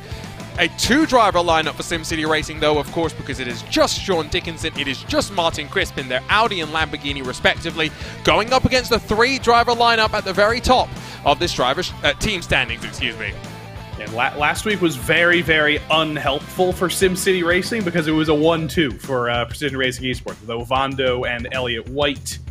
So basically, SimCity Racing is just thinking right now, you know what, we need to channel the great finishes of last season, maybe get Sean Dickinson to victory lane finally this season, and that's probably where they can build up some big points against PRE. But for now, they really need to start beating them. The 19-point gap isn't big, but it is big with 2 races to go. I will just point it out because we may only get 2 more weeks of getting to point this out. Joey Tebben Fan Club, not doing so well, Joey. It's down in 10th. Yeah, I mean, that's better than I would have expected. 10th in the top 10 on the graphic with 2 guys who have finished probably single digits of races combined. That's an accomplishment. We will get a chance to chat, I'm sure, with Nick McLaughlin, with Ted Lowendick in a few moments' time. But qualifying again underway for these drivers, and it's an open qualifying session. We said how important it was going to be in the Fix Series race just about an hour ago, and don't think that's any different here in this open setup. The difference, though, is that the margin at the front is actually tight. 7,000 split Abner Acosta from Arnaud Genet. Then a further 5,000s back to Ryan Puchtel. 400s to Malagon, 200s to Yaquez, 600s to Ovando, 500s to JR Williams. These are margins that hopefully are going to lead to a couple more close looks over the course of a slightly longer 40-minute race in this sprint series. How big was Gary Brown's gap to second in the last race? Was it 8, 9 tenths? 7.5 tenths, if I remember. Okay, so that would take us down to 16th place. The top 16 are all separated by Gary Brown's gap to second. And this is a sprint series. This is an open setup series. This is incredible. Jean-Marc Tremblay jumps into our YouTube chat to say, this is probably the most competitive season in years. Joey, you are the voice of the PRL. You'll know that a little bit better than me. It's very interestingly competitive. I can't remember a season like this where, no offense to the guys who are fighting for the championship, but the fastest drivers have either crashed or missed multiple races and haven't been able to fight for the championship. So it's the guys who have been finishing 2nd, 3rd, 4th every single week who have ended up fighting for the championship. Guys like Arnaud Genet, who almost won a race at Jerez earlier this season, who looks like he's got the speed to potentially win this race here tonight, hasn't been here for all the races, so he doesn't get to fight for the championship, whilst Castillo, Romero, Malagon, Acosta, they've been around for all the races, and they've finished most of them too. Speaking of Romero, 22nd position for him. I'm worried about his championship chances. If that oof, I think, tells you all you need to know. What is the rim, the car rim that is on the wall behind Arnaud Genet? I think he told us that at one point, but I don't remember it. It might be like a NASCAR Pinty Series wheel, because he is a Canadian fellow, so that would be relevant, but I don't remember. Maybe we have to hope that he finishes in the top 3, and I'll ask him. It looks very, very cool, I will say. Abner Acosta finds some improvements. 34.398. Now about a quarter of a second clear of the rest of the pack. Where's Genet going to stand, though, as he roars his way to the line with checkered flag now out? It's not going to be enough to see him on pole. For now, it's the outside of the front row. Puchtel's already reset. Malagon's not going to be better than 4th. Maybe Yaquez in the Lamborghini can spring us a pies in that CRT blue car. Let's see. It's been CRT Purple who's been stealing all the headlines this season, but Fernando Jaquez to the line. It's a good lap, but it's almost identical to his best lap, so it's not going to be much improvement for him. Miguel Angel Fonseca no improvement for him. You see Boris Ovando in the background getting some pit entry practice, and I think he scraped a little bit of paint off there. I was going to say pit crash practice, unfortunately, a little bit more there. Kevin Norris getting a little bit more successfully through the tight confines of that final section. Here's the Team Beef BMW, Michael Terrafino, nice and tidy as well. See if there is going to be anyone that is going to set some sort of improvement. Ryan O'Connor is down in the 32nd spot right now. One thing that we always know about Ryan is that he is going to send us a shot of that very pink couch of his. 36.451, no improvement. Our James Murphy looked like his wife tuned in for the first time last week, and immediately after she commented in the chat, he crashed horribly. So we'll see if she's back. I hope she is back. I want to break that little duck there. And you see Ted Lowendick coming to the line. I'm disappointed. This is his new streak. He's just put up flags instead of putting stuff behind him. I think I don't even know if he's purchased a green screen. I think this is just... Yes, it's just the Zoom automatic. Yes. Yep. Does improve, he improves. P11. Well done. Wow. Not bad. He said he was going to qualify 16th, and he was 16th there for the longest time, but he's actually improved. So I just want to clarify. He's got a shirt on with a dog that's wearing something related to Raising Cane's. There's something food related there, Joe, but it's not Dutch related in any way, shape, or form. If there is something food related, I told him to make the Hagelslag. Ted, where's the Hagelslag? So you're talking to a man that didn't have enough time to go to the store. Also, we looked at this last week, and you have to have a very specific, we call them sprinkles. I forget. It's got to be like a chocolate from a very specific place. Yes. And I did not want to get yelled at for imitating and causing a whole mess of that. So instead, I went with the most American thing possible and wore a Cane's shirt. Classic. And I got Popeyes on the way home. So we're, the most... It's chicken time. I mean, you could have at least, put a Max Verstappen shirt on. Well, I don't own any of them. I am a Max Verstappen fan, but never pulled the trigger on buying one, so...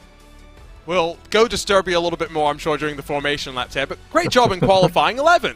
No pressure. I know! It's the first time we've been inside the top 15 all season. There we go. Always great to be able to interrupt the Joey Tebben fan club, but with qualifying in the books, let's run you down how they'll line up for the 40-minute sprint here at Circuit Park Zandvoort, the second part of the doubleheader on RaceSpotTV. It's Abner Acosta that is going to lead us to the green, an important pole position, the first of the season for the Precision Racing Esports number 5. Arnaud Genet alongside on the front row with Ryan Pucktel in the orange Porsche, inside of Juan Malagon in the purple Porsche on row number 2. Two of the championship hopefuls up inside of the front 2 rows. It does not mean your championship leader is included in that mix. Fernando Yaquez and Boris Ovando share row number 3, while behind them rolling from 7th, J.R. Williams starts inside of Nani Tavares. Martin Crispin, that wonderfully colored SimCity Racing 957 machine, starts alongside Joey Haynes to complete the top 10. Just missing out, though, is Ted Lowendick, his first top 15 of the season, apparently. Sean Dickinson in the SimCity Racing Lamborghini alongside with those two machines needing to work forward in that team championship hunt. Luis Grullon, Caleb Lehman, Kevin Norris, and then David Mendoza through the top 16. Miguel Angel Fonseca has a paint scheme that you cannot miss in 17th spot. Rolls with Kwok Nin for company on row number 9, bookending your top 20, the second of the Joey Tebben fan club cars, with Nick McLaughlin, Artie Mercedes in 20th, with Tommy Brasson, Francis Romero, the championship leader, back in 22nd. Beckham Jasir, another car you'd be surprised to see having struggles, back in 23rd. Brian Curran in the RSH Motorsports 420 in 24th position. Thurman, Terrafino, Espinoza, Deschardin, Ziti, and Spears round out the rest of your top 30. Remember, these cars just split by 1.7 seconds. Nico Sanidakis, Ryan O'Connor, and then Casey Waters, the final cars that actually set a qualifying time. It's Andrew Sharp that rolls at the very back of the 34-car grid. They're already rolling for their pace lap here at Zandvoort, and this qualifying session a little bit closer, although Abner Acosta extends his advantage in the dying seconds of qualifying. Hopefully we're in for less of a runaway train at the front. Yeah, hopefully we can get it back on the rails. I think it'll be a good race because, well, first and foremost, the gap that Gary Brown pulled in qualifying, that kind of ended the race before it even started. and this entire top 15 was separated by 0.7 of a second. So we're guaranteed to have a good race. I like this top 2 with Acosta and Genet. Neither of these guys have won races this season. They're both looking for their first win in a long while in GT3 action. I think that's a recipe for success.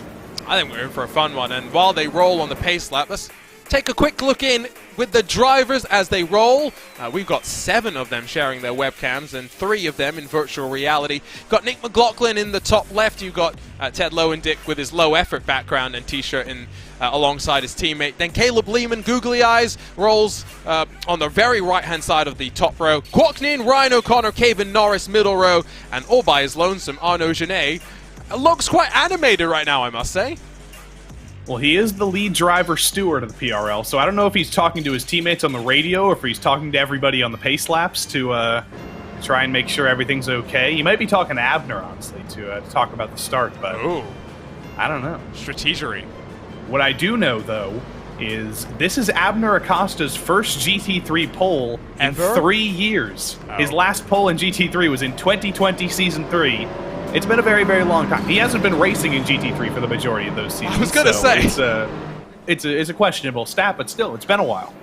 How many poles does he have, actually? That's a good question. In total in the PRL, he has 56. He's second all time. But in GT3, this is Abner Acosta's 7th pole. Oh, okay, so he's got a decent number. Yeah. Tying him with our old buddy Guillaume Levesque, who won a PRL GT3 championship and then went off to do some more pro esports stuff. When it comes to Abner Acosta as well, someone that we usually talk about, tire whisperer, race pace, and race strategy. This is one where leading from the front may not be the best strategy, might actually in some ways be a bit of a compromise. Yeah, I think the fuel saving will come. It'll definitely come more into consideration in this race because there isn't a driver running away in terms of speed. There's an equality in the top 10. You can definitely think about saving a little bit of fuel. You can definitely think about that undercut or that overcut getting out of traffic. There's far more opportunity for strategy when the field is close, and yeah, it's self-explanatory, but it always adds up. Who do you think will come out on top then? Put you on the spot here. Good question. I think I'm gonna go for Arnaud Genet. He's desperate after almost winning at Jerez, and I think he gets his revenge tonight.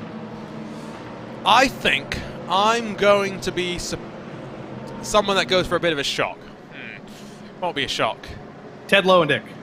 No, I don't have that much faith in your face. Let's go Fernando Yaquez. I feel like no Porsche. I don't want to go Arnaud Genet's thing. Juan Malagon, just to be different from Joey Tebben. Let us know who you think's going to come out on top. Pace car's going to peel off and away. We throw 40 minutes onto the clock, and Abner Acosta's left in control of the field. He doesn't wait. Immediately we're racing, and now 3, almost 4 wide. We'll head off into turn number 1. Already cars off in the background. Josh Spears and Nikos Sunny-Darkis, the 2 of them. Outside line for Malagon, though, as he tries to work past Genet. Side by side behind them as well, with Evando trying to go the long way around. Malagon already up to second, though. Acosta leads them in through turn number 3. It was an absolutely bizarre start. Arnaud Genet got swallowed up by Ryan Pucktel. Pucktel backed out of it, and then all the way to the back of the field, everybody checked up. There were 3 wide into turn 1, and we had a crash before we even got to the start of the race with Sanadakis and Spears in trouble. But other than that, seems like all the trouble's been resolved. We're clean single file through the majority of the field. That was a crazy start. And this is where it does start to settle down, the single file running in through the switchback sort of hairpins. There is a fast right-hander that leads into it, though, and no one tripping over each other just yet. Audi Mercedes has dropped a couple of spots through this middle sector of the lap, but outside of that, you can just see how chock-a-block it is running in through turn number 10, in towards that chicane where we did see a couple of cars slip themselves up, but only towards the end of the race. It was rather tidy at the start. There were a couple of dives there in the middle sector. I saw Miguel Angel Fonseca trying to get aggressive, but it looks like an AI race right now. Everybody's running single file, trying to get their bearings, get in the rhythm. A little bit of dust kicked up there by the 911 of Nane Tavares. Other than that, though, it has been a very, very clean lap 1, other than that little bit of an oopsie before the line.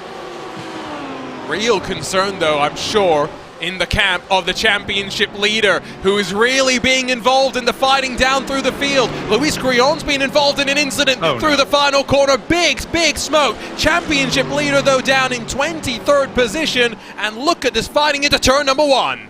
That's a huge dive there to the inside of Michael Terrafino. That's Brian Curran going for that dive there, and he's not done it yet. They're still side by side, coming up over the top of the hill. He can't pull the slide job. Terrafino on the outside. It's going to become the inside into the hairpin. Oh! Great defense there for Michael Terrafino, but there's more trouble behind. Ryan O'Connor, I believe it was, that I saw dropping down. That was just the briefest of glimpses that we got at the Mercedes off the track, and then instantly around and nose first into the tire bundles. Up and over the crest, downhill right-hand sweeper, they'll plunge into that middle sector, front of the field already, diving back through turns 9 and 10. What a crazy start this has been. To be expected, if we're being honest. Let's take a look at the start, though. Bit of a check-up there. O'Connor getting tangled up with Sanidakis, excuse me, and Andrew Sharp getting tangled up as well. Yeah, Andrew Sharp, he definitely had a fearful moment there. I think he made it through. But it was such a strange start. I kind of want to watch the front of the field because I don't know if Acosta checked up after going or Genet just didn't get started because there was a huge checkup up front. There's Genet. Yeah, Genet just didn't get going. He got caught absolutely napping by Acosta, and that shockwave was just kind of felt all the way to the back of the field. Did kind of feel like maybe there was a couple of cars leaving pretty big gaps and jumping, if I can be honest as well. Francis Castillo Romero, maybe the instigator of all of that chaos that we picked up at the very end. Somewhat unrelated to this, by the way. Let's see if we can figure out what happened through that final corner. Is it Sean Dickinson? It is, in the SimCity racing car that goes off. Oh, he survived. But that's unrelated. Yeah, it was Luis Grullon, I think, who, in the other Lamborghini, who did exactly the same thing as Sean Dickinson. Basically just followed him off from behind. But he wasn't quite so controlled. Not exactly the same thing, actually. Gets understeer, loses it. Kevin Norris goes for the avoidance. Oh, boy. And then hits the wall, and then he Spencer Pickets it into the attenuator.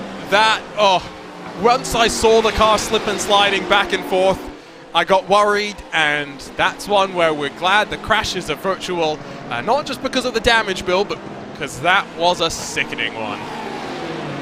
Poor old Kevin Norris. He's always been the bad luck driver. I thought he finally shook that this season. He's had some good races. He's not had that much bad luck, and then it finally happens again. The one Lamborghini that has to lose the rear on lap 1, it has to happen right in front of Kevin Norris, of course. Look at this. Beckham Jasir up 11 spots into 12. Now, I mentioned for the 96, our championship leader, that if he was going to be able to do this, then it would be great. Minimize the damage in terms of dropping points today. However, if Barber is going to end up being the not dropped round, which I think might end up being the play here if Romero is not able to work his way up into maybe the top 18 or so, he'll go into that final round on the back foot with Acosta and Malagon 1 and 2. Whoa, huge moment there out of the final quarter for Brian Curran. I think that could be an extra position for Francis here. It's not going to be yet, but Curran's definitely on the off foot here. He's made that mistake. He's got grass in his tires. He's flailing around a little bit. That's exactly what Romero wants to see. All sorts of trouble here. Marc-Andre Desjardins clipping the curb and saving it.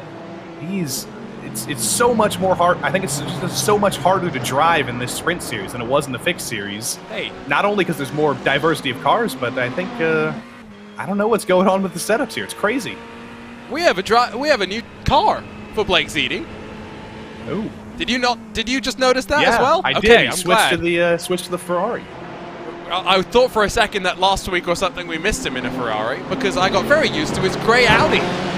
I mean, it makes sense. It makes sense and it doesn't make sense. Blake Zeedy won the AM championship when he won that in the Audi, so understandably he loves the Audi in that way. But he's also a good Italian boy from Long Island, so he's got to drive the Ferrari.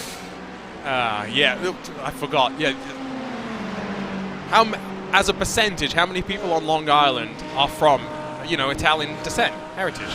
I mean, I'd say 100, and Surely. now that I've moved to Stamford, Connecticut, Long Island Sound is literally just down the road. I'm sure if I yell loud enough, if I go "Hey," I'll be hearing "Oh" back. I'm surprised that the people in your apartment don't hear you and go, "Hey, we can come and do some commentary with you." I mean, I hope they do. That'd be fun. That'd be great. Yeah. They may know more than us because, let's be honest, we don't know much.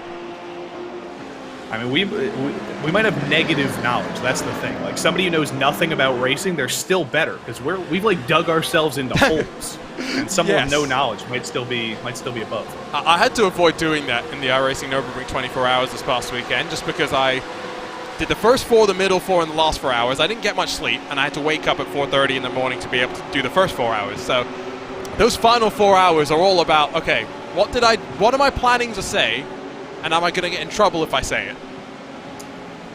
You got to do what they do in the radio stations and write down the list of words that the FCC doesn't allow you to say, so you just make sure you don't say it. I won't say which broadcast this happened on, but I was told from some commentators and some producers that there was a company that once sent over a request saying, please don't use any of these words, and it was like a word cloud. On that were included words such as battle. Yes, it's on our screen right now if you know. Oh, shield your eyes. Yes, no, we can't show that. We got to take it down. But like, yeah. Imagine having not to say battle. I'm trying to. There's a spreadsheet that went around at one point. I think all the words that get your YouTube videos demonetized, and I guess like anything even barely connected to violence, like battle or impact or crash. It's like, no, not allowed, not allowed. What's the... Ooh, I've actually never really been too bad in terms of getting into trouble. Now, Ewan O'Leary, I still have it bookmarked, the IMSA Esports Michelin Global Championship. We're at Laguna Seca. Ewan was operating as our pit reporter, and I just love how he's mid-report into the corkscrew, you know, shenanigans unfold, and he just goes, oh, flippin' heck, and he just, it's so natural, it flows out of his mouth, and it's so Ewan that it's so perfect. And he's done it like 4 times since.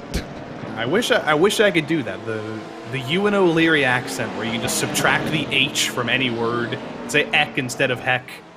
But it's ironic because we say herbs in the U.S. and he would say herbs. So he's you British accented people are not consistent with the H's there. No, that is true. Here's some fun. Down in 16th spot, Martin Chris, Quacknin, and Nick McLaughlin. Joey Tebbin's face getting in on the fun. I mean, fittingly, you don't pronounce the H in Quacknin or Nick McLaughlin, so it's relevant always, but Nick McLaughlin not able to make the move there. Still in the top 18, though. Is that in the top half of the field? It's not, because it's only a 34-car field, but it is it's a position in the race that starts with a 1 instead of a 2, and that is a great accomplishment, as... Speak of the devil, here is Nick McLaughlin, with no H pronounced in his name. How's the Quacknin train right now? It's not bad. Martin Crisp just made a pretty good move on him. I tried to follow it up, but too wide into that tight right-hander just wasn't going to go, so I backed out of it. How's your Dutch? It's not great, and it's a little bit slurred with the COVID tonight. Oh dear. Is this is your flu game? This is my flu race. I mean, we've seen that make people more competitive in the past. Oh, God, I am so achy. There's only 30 minutes to go, Nick. There's only 30 minutes to go. Counting down the minutes.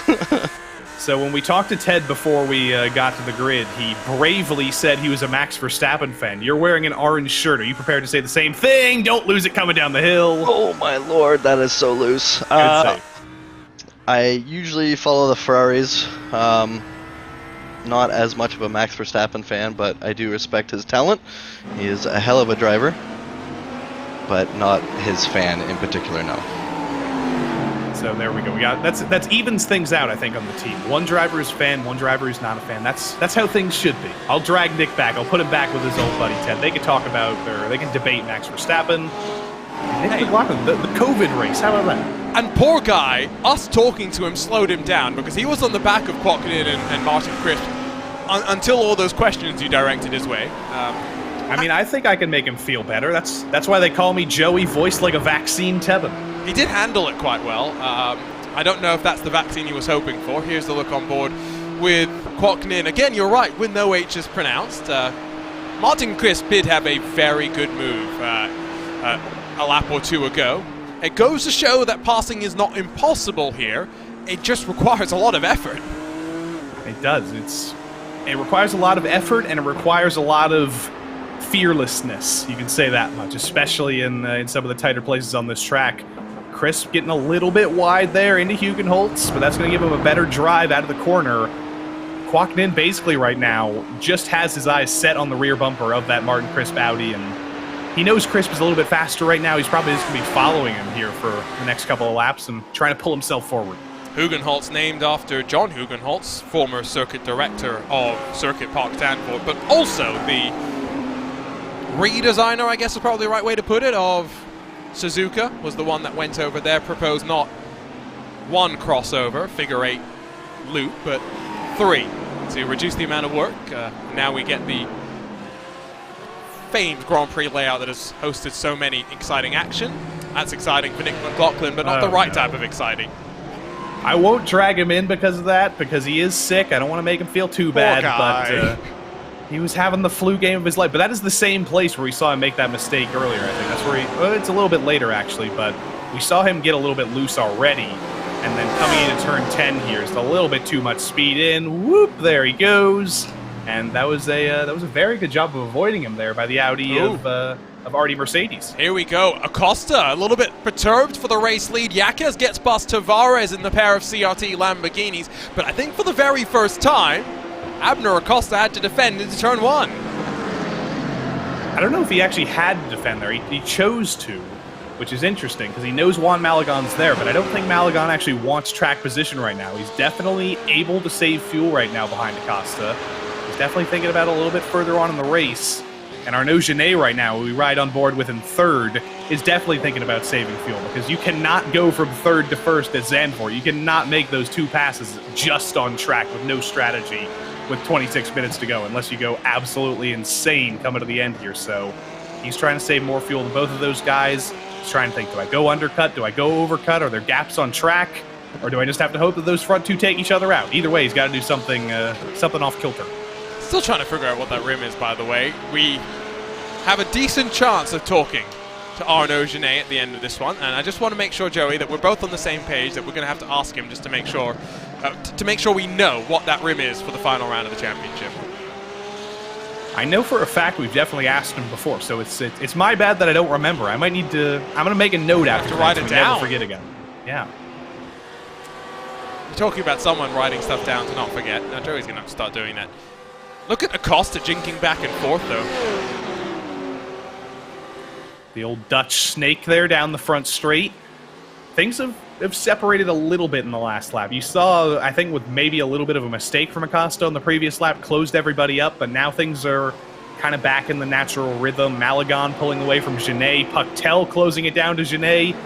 I don't know if that's Arnaud backing off a little bit to save more fuel, or if that's just the front 2 getting even faster, but things are starting to separate a little bit here in the terrain. We'll see if they stay that way. Of course, you talk of Dutch Snake.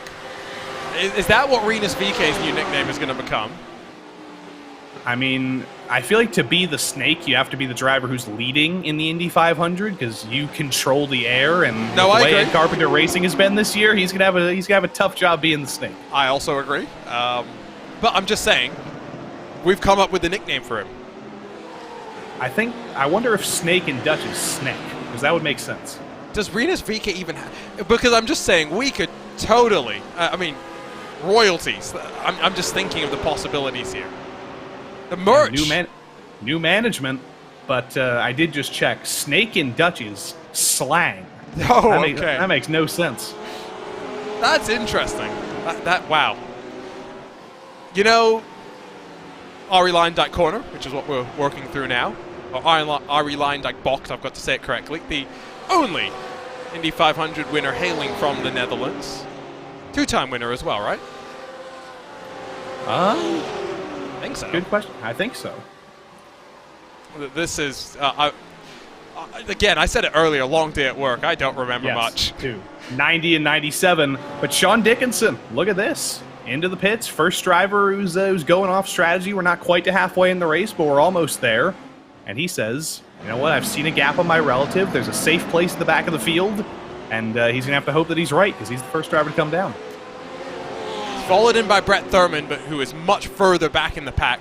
Only Kevin Norris, Luis Grullon, 2 retirements so far today. Everyone else left on the leading lap so far with 23 minutes to go. Early in the window for Sean Dickinson, but this is what we said earlier. If you can get out into clean air, it's a good thing. That might not be for clean air, though, because he's been stationary on pit lane for about 30 seconds and counting. Oh, no. I mean, he hasn't... I don't think he accumulated many incident points before this stops. That tells me, unfortunately, it is those dreaded words, pit lane speeding. We might have to look at a replay of his entry, because that's the only thing I can think of. It's 40 seconds in the box. That spells pit lane penalty to me. He's not left, though, 50 seconds and counting, so I'm wondering if there may have been damage on his car. I don't know, it's one of those mysteries. Seconds. So no, maybe you are right, and it is just the pit lane speeding penalty. We'll see if we can grab a look in just a moment or two's time. Gené's dropped off the back of the leading two, though. Acosta and Malagon, championship protagonists, breaking away, entering into this pit stop phase. I wonder if Gené pulls in here, because he knows he's on the back foot, but no, he's going to stay out.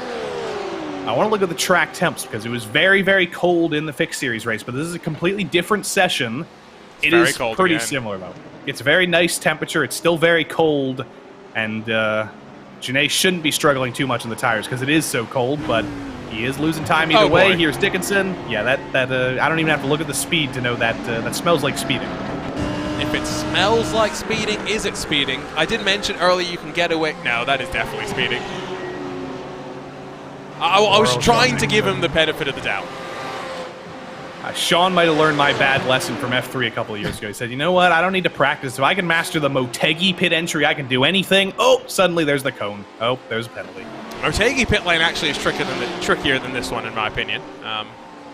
It is an Alton Park pit lane entry is awful, too. Yes. It's very similar, and it's also uphill. Pucktel. And Ovando takes avoiding action. I think Pucktel just got almost sucked into the rear bumper there of Arnaud Gené. And this is what, unfortunately, happens with such a long train of cars. He tries to spin himself around so he can rejoin safely, but it's only after going from 4th to 15th. Oh, dear. I've been talking so much about F3, and the F3 AM champion from a couple of seasons ago comes to blows there. Those Porsches love to spin like that. We've seen a couple of them have that trouble, but it's been all sorts of cars around Zandvoort. There's lots of pendulums like that. But let's see what happened here. Into turn 9. A little bit later on the brakes. Oh, there it is. It's one of those little bits of contact where you hit the rear end of the car in front and then the car behind just pendulums around. Now one into pit lane, though, at the end of what's lap 13. Remember, we saw cars in the fixed series go as far as lap 15. They do have a slightly bigger fuel tank for the additional 5 minutes as well. Gené runs in no man's land now, which is to his benefit because it's Precision Racing Esports 3 and 4 with no Elliott White today for SimCity Racing 13th and 32nd. Looking good in the team championship for Precision Racing Esports. It is. I don't know what happened to SimCity Racing around here because Crisp has just been kind of around the middle of the field all race long. Dickinson, even before that penalty, wasn't especially high in the field. He was riding around, so clearly a tricky place like Zandvoort where we don't come that often. It doesn't bode well for easy setup making, and I think both of them unfortunately got it very, very wrong, but J.R. Williams and SRT seem to have got it very, very right. He's running in the top 10. You say this is a difficult setup track.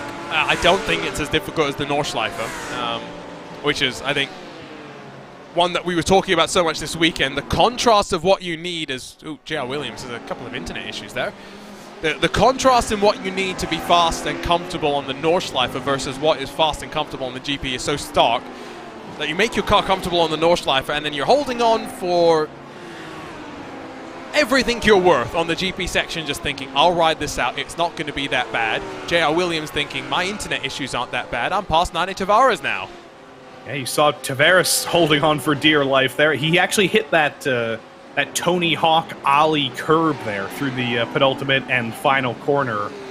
You can't touch that. In an open wheel car, in a GT3 car, if you get on that curb, it literally lifts the whole car off the ground. You're just skating into the grass, into the gravel, and there's nothing you can do about it. David Mendonça, though, is off at a very different part of the track. Let's turn 1 again. He's also off into some gravel. Michael Terrafino will duck down on towards the pit lane. End of lap 13, excuse me, for him, as we're on lap 14 for your race leaders, who still continue to run in tandem.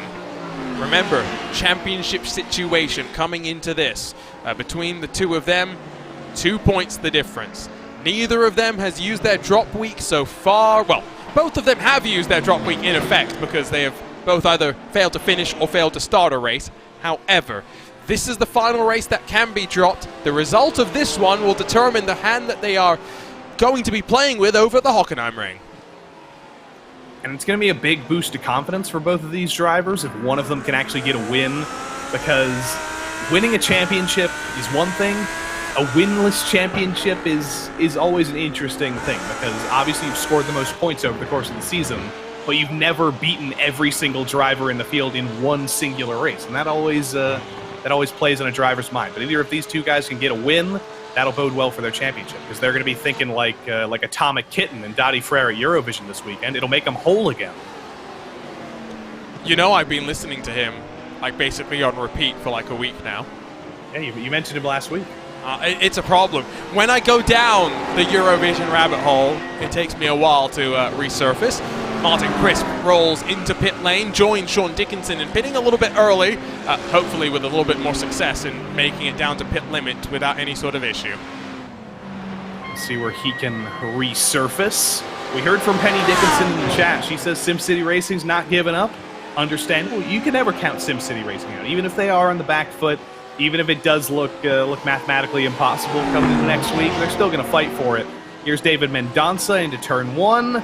It's not just the Porsches and the Lamborghinis that are going around. It's the big booming BMW into turn 1. Too much speed. And around it goes. Nothing he can do to save it once that starts happening. I present to you a hypothesis. Cold temperatures, does that mean that when the cars, there's a fine limit between being on the edge and then over the limit? Is that limit so much more fine because there's so much less temperature in the track to heat up the tires?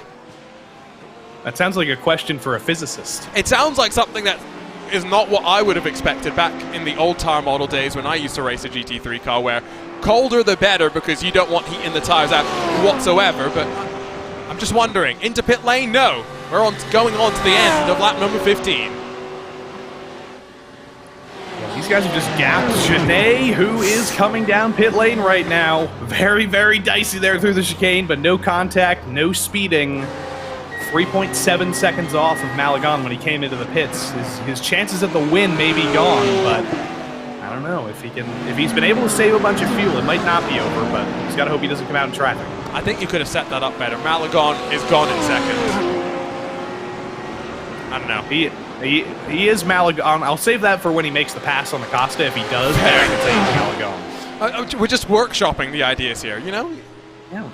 Stick some stickers on there, like James Acaster said. Put a post-it note on it, and then we'll bring it back. No. I think Beckham Jasir has just undone all his hard work with a repeat of what happened to Sean Dickinson, because he's been stationary in pit lane for 22 seconds and counting. After climbing up, what was it, almost 15 positions, Beckham Jasir back out of the top 20. And he's another driver who should have been fighting for the championship this season, but I think he had some real-life commitments that he couldn't make a bunch of the races for.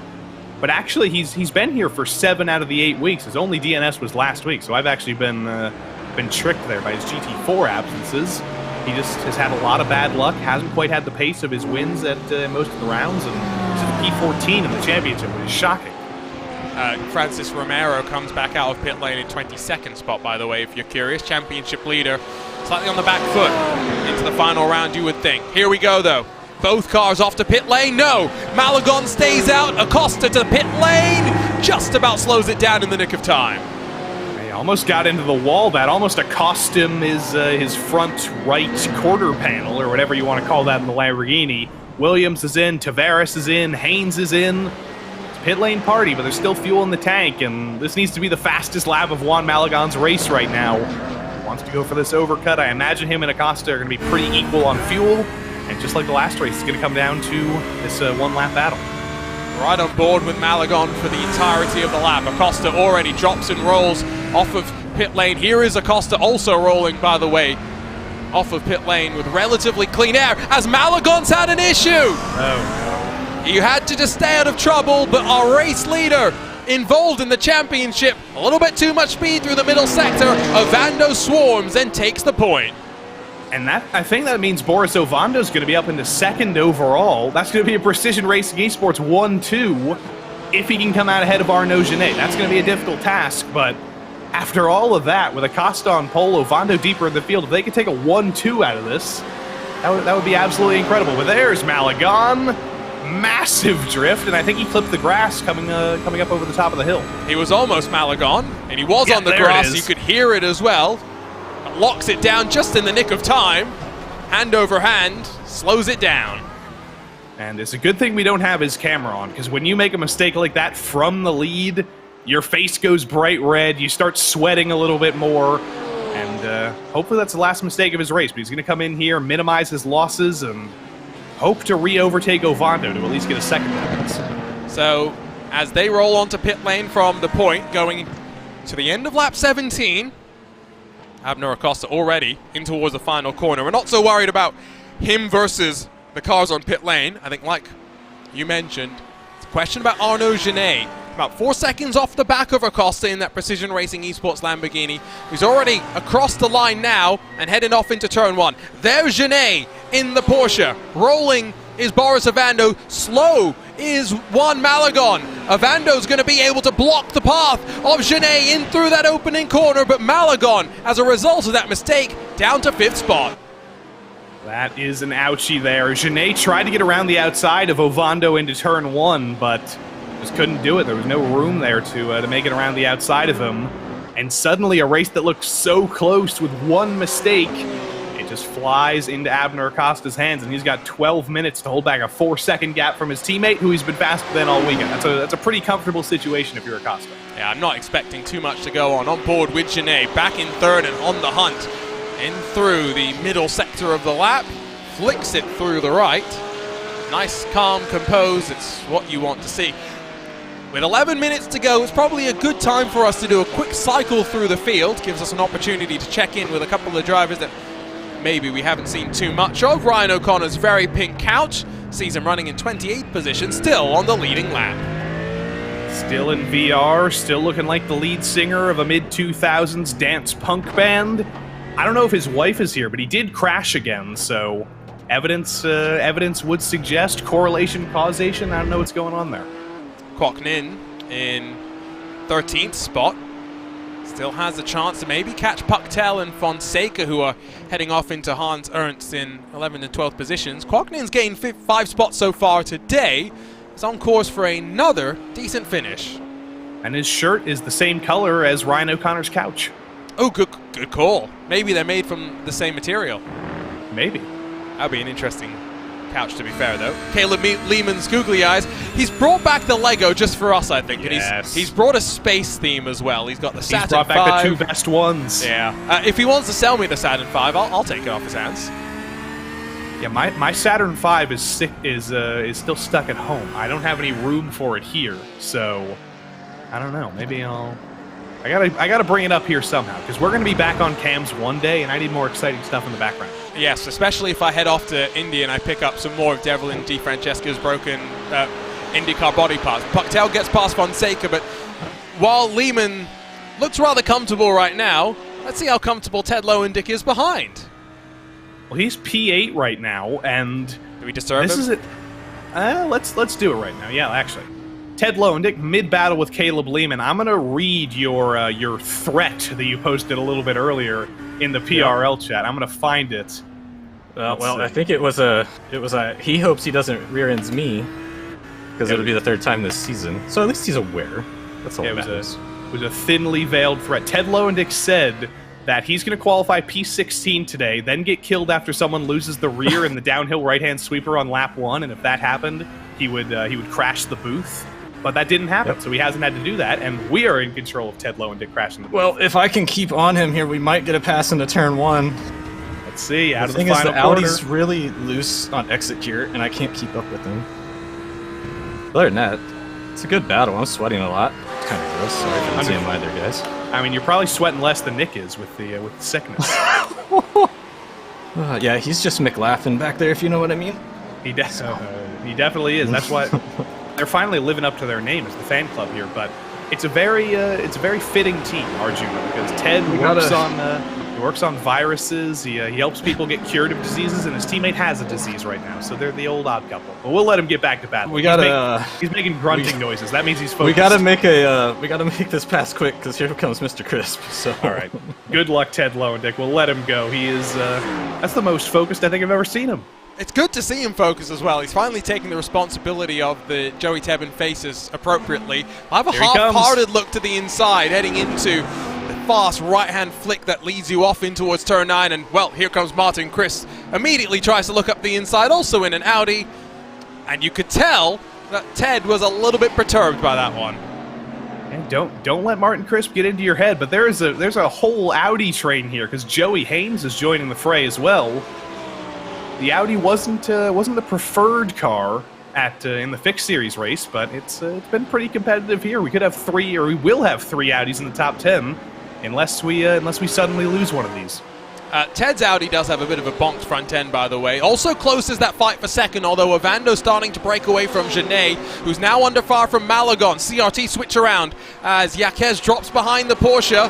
Malagon into turn 1, jinking back and forth, but doesn't go for it. Has a half-hearted look, though, on exit. This is the problem of Tarzan. If you overcommit on the entry, it opens the door, and all of that really has allowed Ovando to break even further away.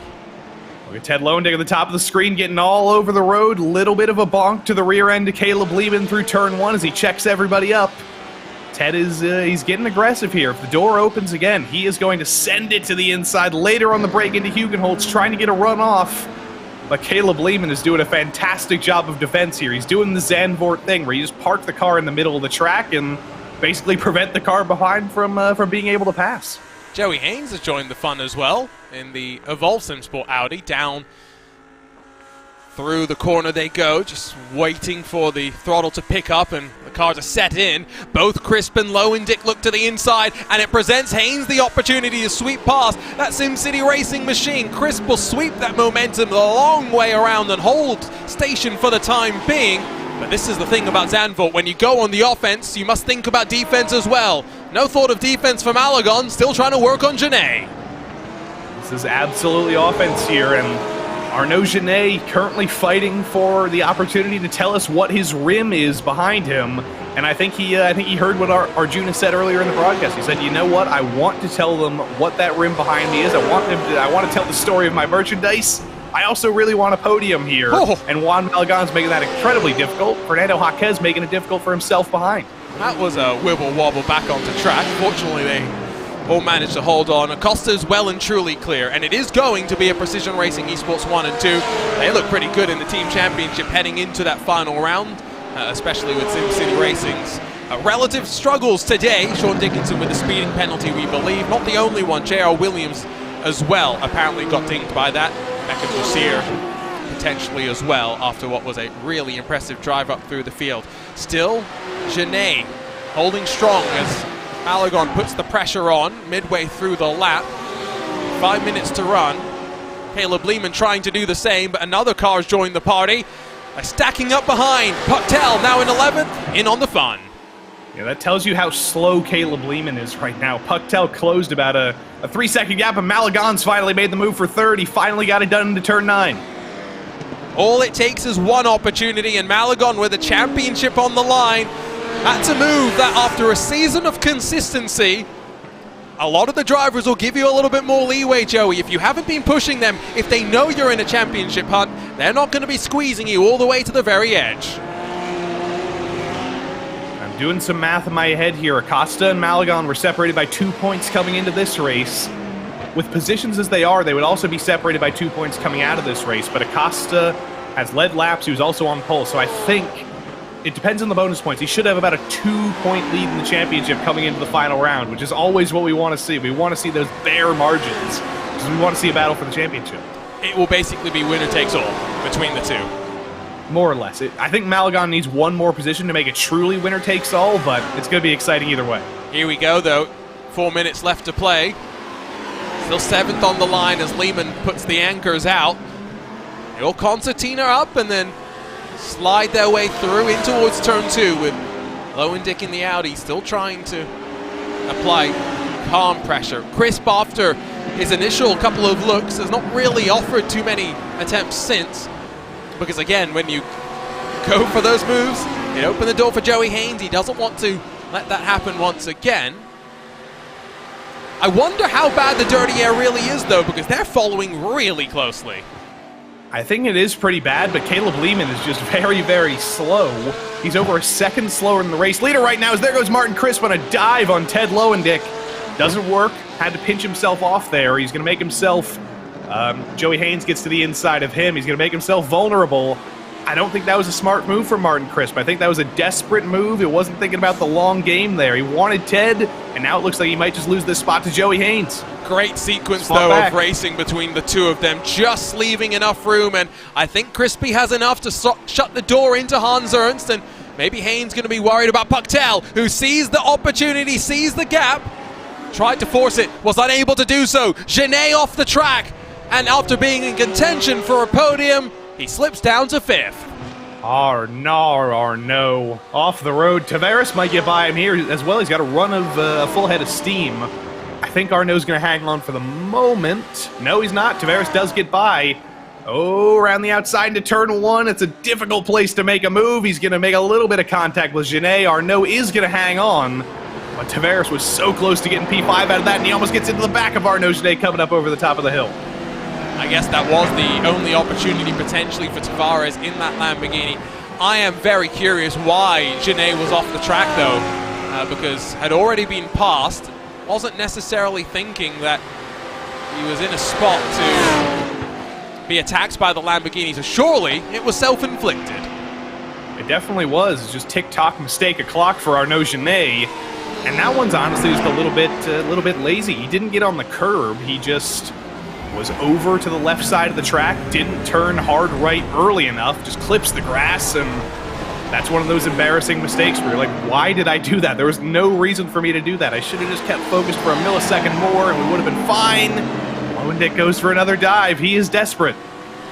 And I think because they are about to head on to the final lap of the race, Abner Acosta's going to come to the line. After the pit stop's been a quiet sequence for him, always a good thing if you're a leader that hasn't got the focus pointed in his direction. Acosta across the line to take that white flag. One more lap for this battle, but more importantly, potentially, you mentioned it, if Juan Malagon gets up one more spot, it might truly be winner takes all. He's within half a second of Boris Ovando. And he was 6/10 faster on the previous lap. He's 5/10 behind. It's going to be a difficult task, I think, to actually make this move, but he's pushing. I think Boris Ovando, honestly, might be fuel-saving a little bit. He had a very short stop, 11 seconds. He might be fuel-saving to the end, but it's a very, very wide BMW. I think it should be able to defend P3. Oh, no. Martin Crisp has finally gone around. It was brewing in that fight, wasn't it? Yeah, it definitely was. I don't know if he went around in a zone or if Pucktel got into him or if Haynes got into him, but trouble for Martin Crisp. Let's see, into turn 1. See Ted trying to go around the outside of Lehman. That was a great attempt in and of itself, and Crisp just loses it behind him. Uncharacteristic mistake, if I can be honest, from Martin Crisp there. Definitely not something that we'd expect, and that's unfortunately going to drop him down to the 13th position. But meanwhile, front of the field, here is that fight for second where Acosta and Ovando look like they're going to hold on for the 1 and 2 for Precision Racing Esports. And I said it was the first pole for Abner Acosta in GT3 since 2020. It's going to be the first win for him as well. Ted Lowendick trying to hang on to P8, but it's all Abner all the time here. What a time to take your first victory of the season with just 2 rounds of the championship left to go. Abner Acosta is doing all that he can do to crown himself 2023 Season 2 Precision Racing League GT3 Sprint Champion. Great drive from Precision Racing Esports to grab 1 and 2 and to solidify a potential stranglehold on the team championship as well. Meanwhile, the brawls behind continue. Genet able to hold off Tavares. Drag race to the line. Is it going to be Lowendick? Is it going to be Pucktel? It was Ted Lowendick, 17 thousandths of a second there.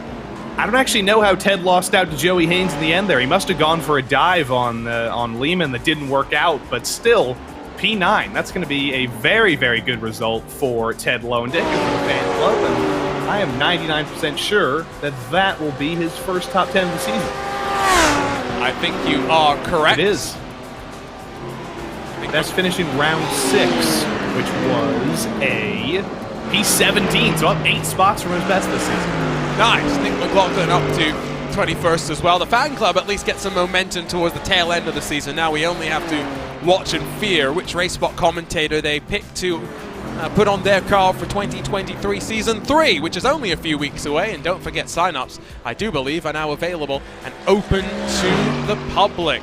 Final cars will come across the line as Andrew Sharp and then Joshua Spears, all finish on the leading lap. 34 starters, only 4 do not see the end of the race. We'll grab a look at the race results, we'll head into some post-race coverage and get a chance to talk to some of our championship contenders. Abner Acosta, Boris Ovando 1 and 2 for Precision Racing Esports, but crucially the number 5 grabbed the victory after the first pole position in apparently 3 and a bit odd years. Juan Malagon 3rd, recovers his way back up after a couple of bobbles out on track. Fernando Yaquez 4th. Arnaud Genet unfortunately does not get to tell us the story of the rim, but a solid top 5 for the 312. Nani Tavares 6th with Caleb Lehman, Joey Haynes, Ted Lowendick, and then Ryan Pucktel. The rest of the top 10 with Lowendick and Pucktel split by just under 200ths come the very end of the race. Biggest mover in the top 10 goes the way of Caleb Lehman, who really threw the anchors out on his run to the checkered. Miguel Angel Fonseca in 11th, Kwok Nin 12th, Martin Crisp, Artie Mercedes, and then Marc-Andre Deschardins through your top 15, with then coming into this round championship leader Francis Romero, who walks away slightly disappointed but knowing that it's pedal to the metal into the final round at the Hockenheim Ring. Michael Terrafino in the Team Beef BMW 17th, Andres Espinosa, Brett Thurman, and then Nick McLaughlin, who gets bumped up to 20th position. Something ending up happening at the end of the race. J.R. Williams, David Mendoza, Sean Dickinson, Tommy Brissone, Casey Waters, Nico Sanidakis, Ryan O'Connor, Brian Curran, Andrew Sharp, and then Joshua Spears, the 30 drivers classified as finishing the race. It's Beckham Jasir, Blake Ziti, Luis Grullon, and then Caven Norris through the 34 that saw the green flag for cars, not seeing the checkered flag. We'll make our way down though. Well, I was going to say straight down to victory lane, but unfortunately no drivers, at least on the podium, ready to chat with us just yet. We'll give them a couple of moments because I'm sure, Joey, after Barbaro, this was maybe one of the most difficult races this season. I'm putting the green hell aside because that's my favorite track. Count. Yeah, that doesn't count. That's a whole different kind of track, but Abner Acosta is going to be the happiest driver in the world. He's always fashionably late, and here he is. Abner Acosta, number 5, winning so many times in the NASCAR Cup Series over the past couple of seasons, but it's your first GT3 win since 2020. How about that for a long time coming? Yeah, man, I'm super happy right now. It's a new track for me, never raced here before, so it's very difficult. There was a lot of parts of the track that I felt super uncomfortable, so I was very surprised with getting pole and just kind of holding on. I think Juan had a very fast car, but I guess got a little bit lucky. Super happy I got a win. I didn't think I was gonna get one, to be honest. And with Francis's kind of bad race tonight, it looks like next week championship's going to be between you and Malagon. It's going to be about 2 points between you. How do you approach Hockenheim next week? That's also another track that I haven't really done a race at. I just got to do like I did here, just put in some practice, or a lot more practice, I should say, and see what happens. Hopefully I get lucky again. I mean, I feel like everybody has been having bad luck this season, just having a lot of bad races, and that's why I guess I'm first right now. But just need one more lucky race, and we're done. Well, Mr. Tire Wizard, congrats on yet another win. First win in 3 years at GT3, and we'll see you on Wednesday night tomorrow. Thank you, guys. Have a good night. Abner Acosta. We'll see him tomorrow night, and we will see him next week as well, fighting for the championship. We do have his teammate here in second. It's Mr. Boris Ovando. For the second week in a row, that's a 1-2 for Precision Racing Esports. You guys have really turned up the heat in the last part of the season. How about, how confident are you coming into the final race? Really happy with this result. I mean, I was not expecting a P2. The Beamer is not very good here, but I was just very consistent. I avoided that one wreck that would have probably taken me out of the race. So finally getting some luck on my side. The 3 DNFs this season that I've had were not my fault. So I think I could be contending for the title, but unfortunately I've been unlucky. But I'm looking forward to next week at Hockenheim. It's one of my favorite tracks. Well, we look forward to seeing you next week at Hockenheim as well, Boris. 1-2 for the team, and we'll see you at one of your favorite tracks next week. Sounds good. Thanks, guys. Orsovando. P2 here, Arjuna. Yet another 1-2 for Precision Racing Esports. Those guys are too good in their own series. We got to do something about this. Clearly success penalty for them.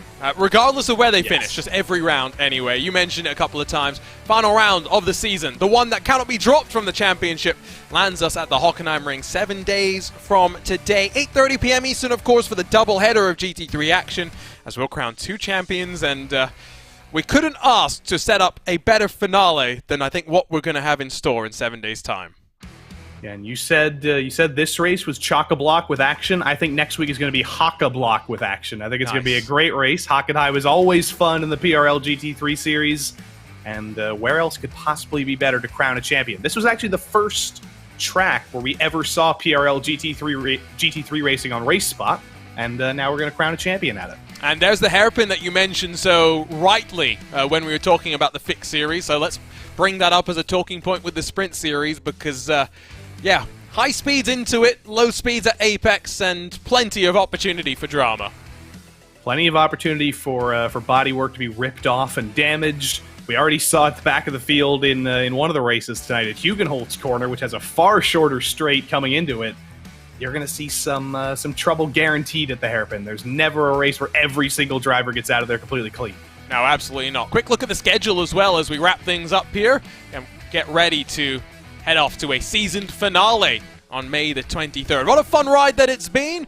Already it sounds like a couple of the schedules have been somewhat finalized, and May 23rd, you do not want to miss any of it. As we wrap up again, Joey, though, sign-ups, I think, open now for the Precision Racing League 2023 Season 3. So, correct. What are we looking forward to next year? Where do you think you're going to end up putting your voice? Well, I got to figure out where I'm going to put my voice, and I got to figure out if I'm going to put my my feet and hands in any of them to try and drive in a series. Oh. But we did get a notification on the RaceSpotTV Discord server, and I'm sure in multiple other places that public signups are open. Whether you want to race NASCAR Cup, GR86s, GT3, GT4, NASCAR, Radicals, Formula 3, there is all sorts of fun stuff, and you'll get it on RaceSpot either way, except the Radicals. That's not broadcasted, but everything else will be here on RaceSpot TV, and you'll race against all the people who you've seen us broadcasting about. Yeah, don't set any false expectations, Joey. That would have been nice. What a fun season it's been, and I'm so glad that I'll actually get to be a part of the season finale in 7 days' time. It's going to be single points in the GT3 Sprint Series. In the Fixed Series, it's close, but Eric Hulaga in the Ford has a pretty good chance of holding off Uptown Gary Brown, Abner Acosta, Juan Malagon, and Franciscan Stia Romero. 3 drivers in with a chance of the GT3 Sprint Series. From the entire team at RaceSpotTV, thank you so much for your company. PRL action continues through the week, but on behalf of myself, Arjuna Kankipati, and Joey Tebbett alongside, we'll see you to crown the champion 7 days from today. But what a race that we had here in the Dutch Dunes.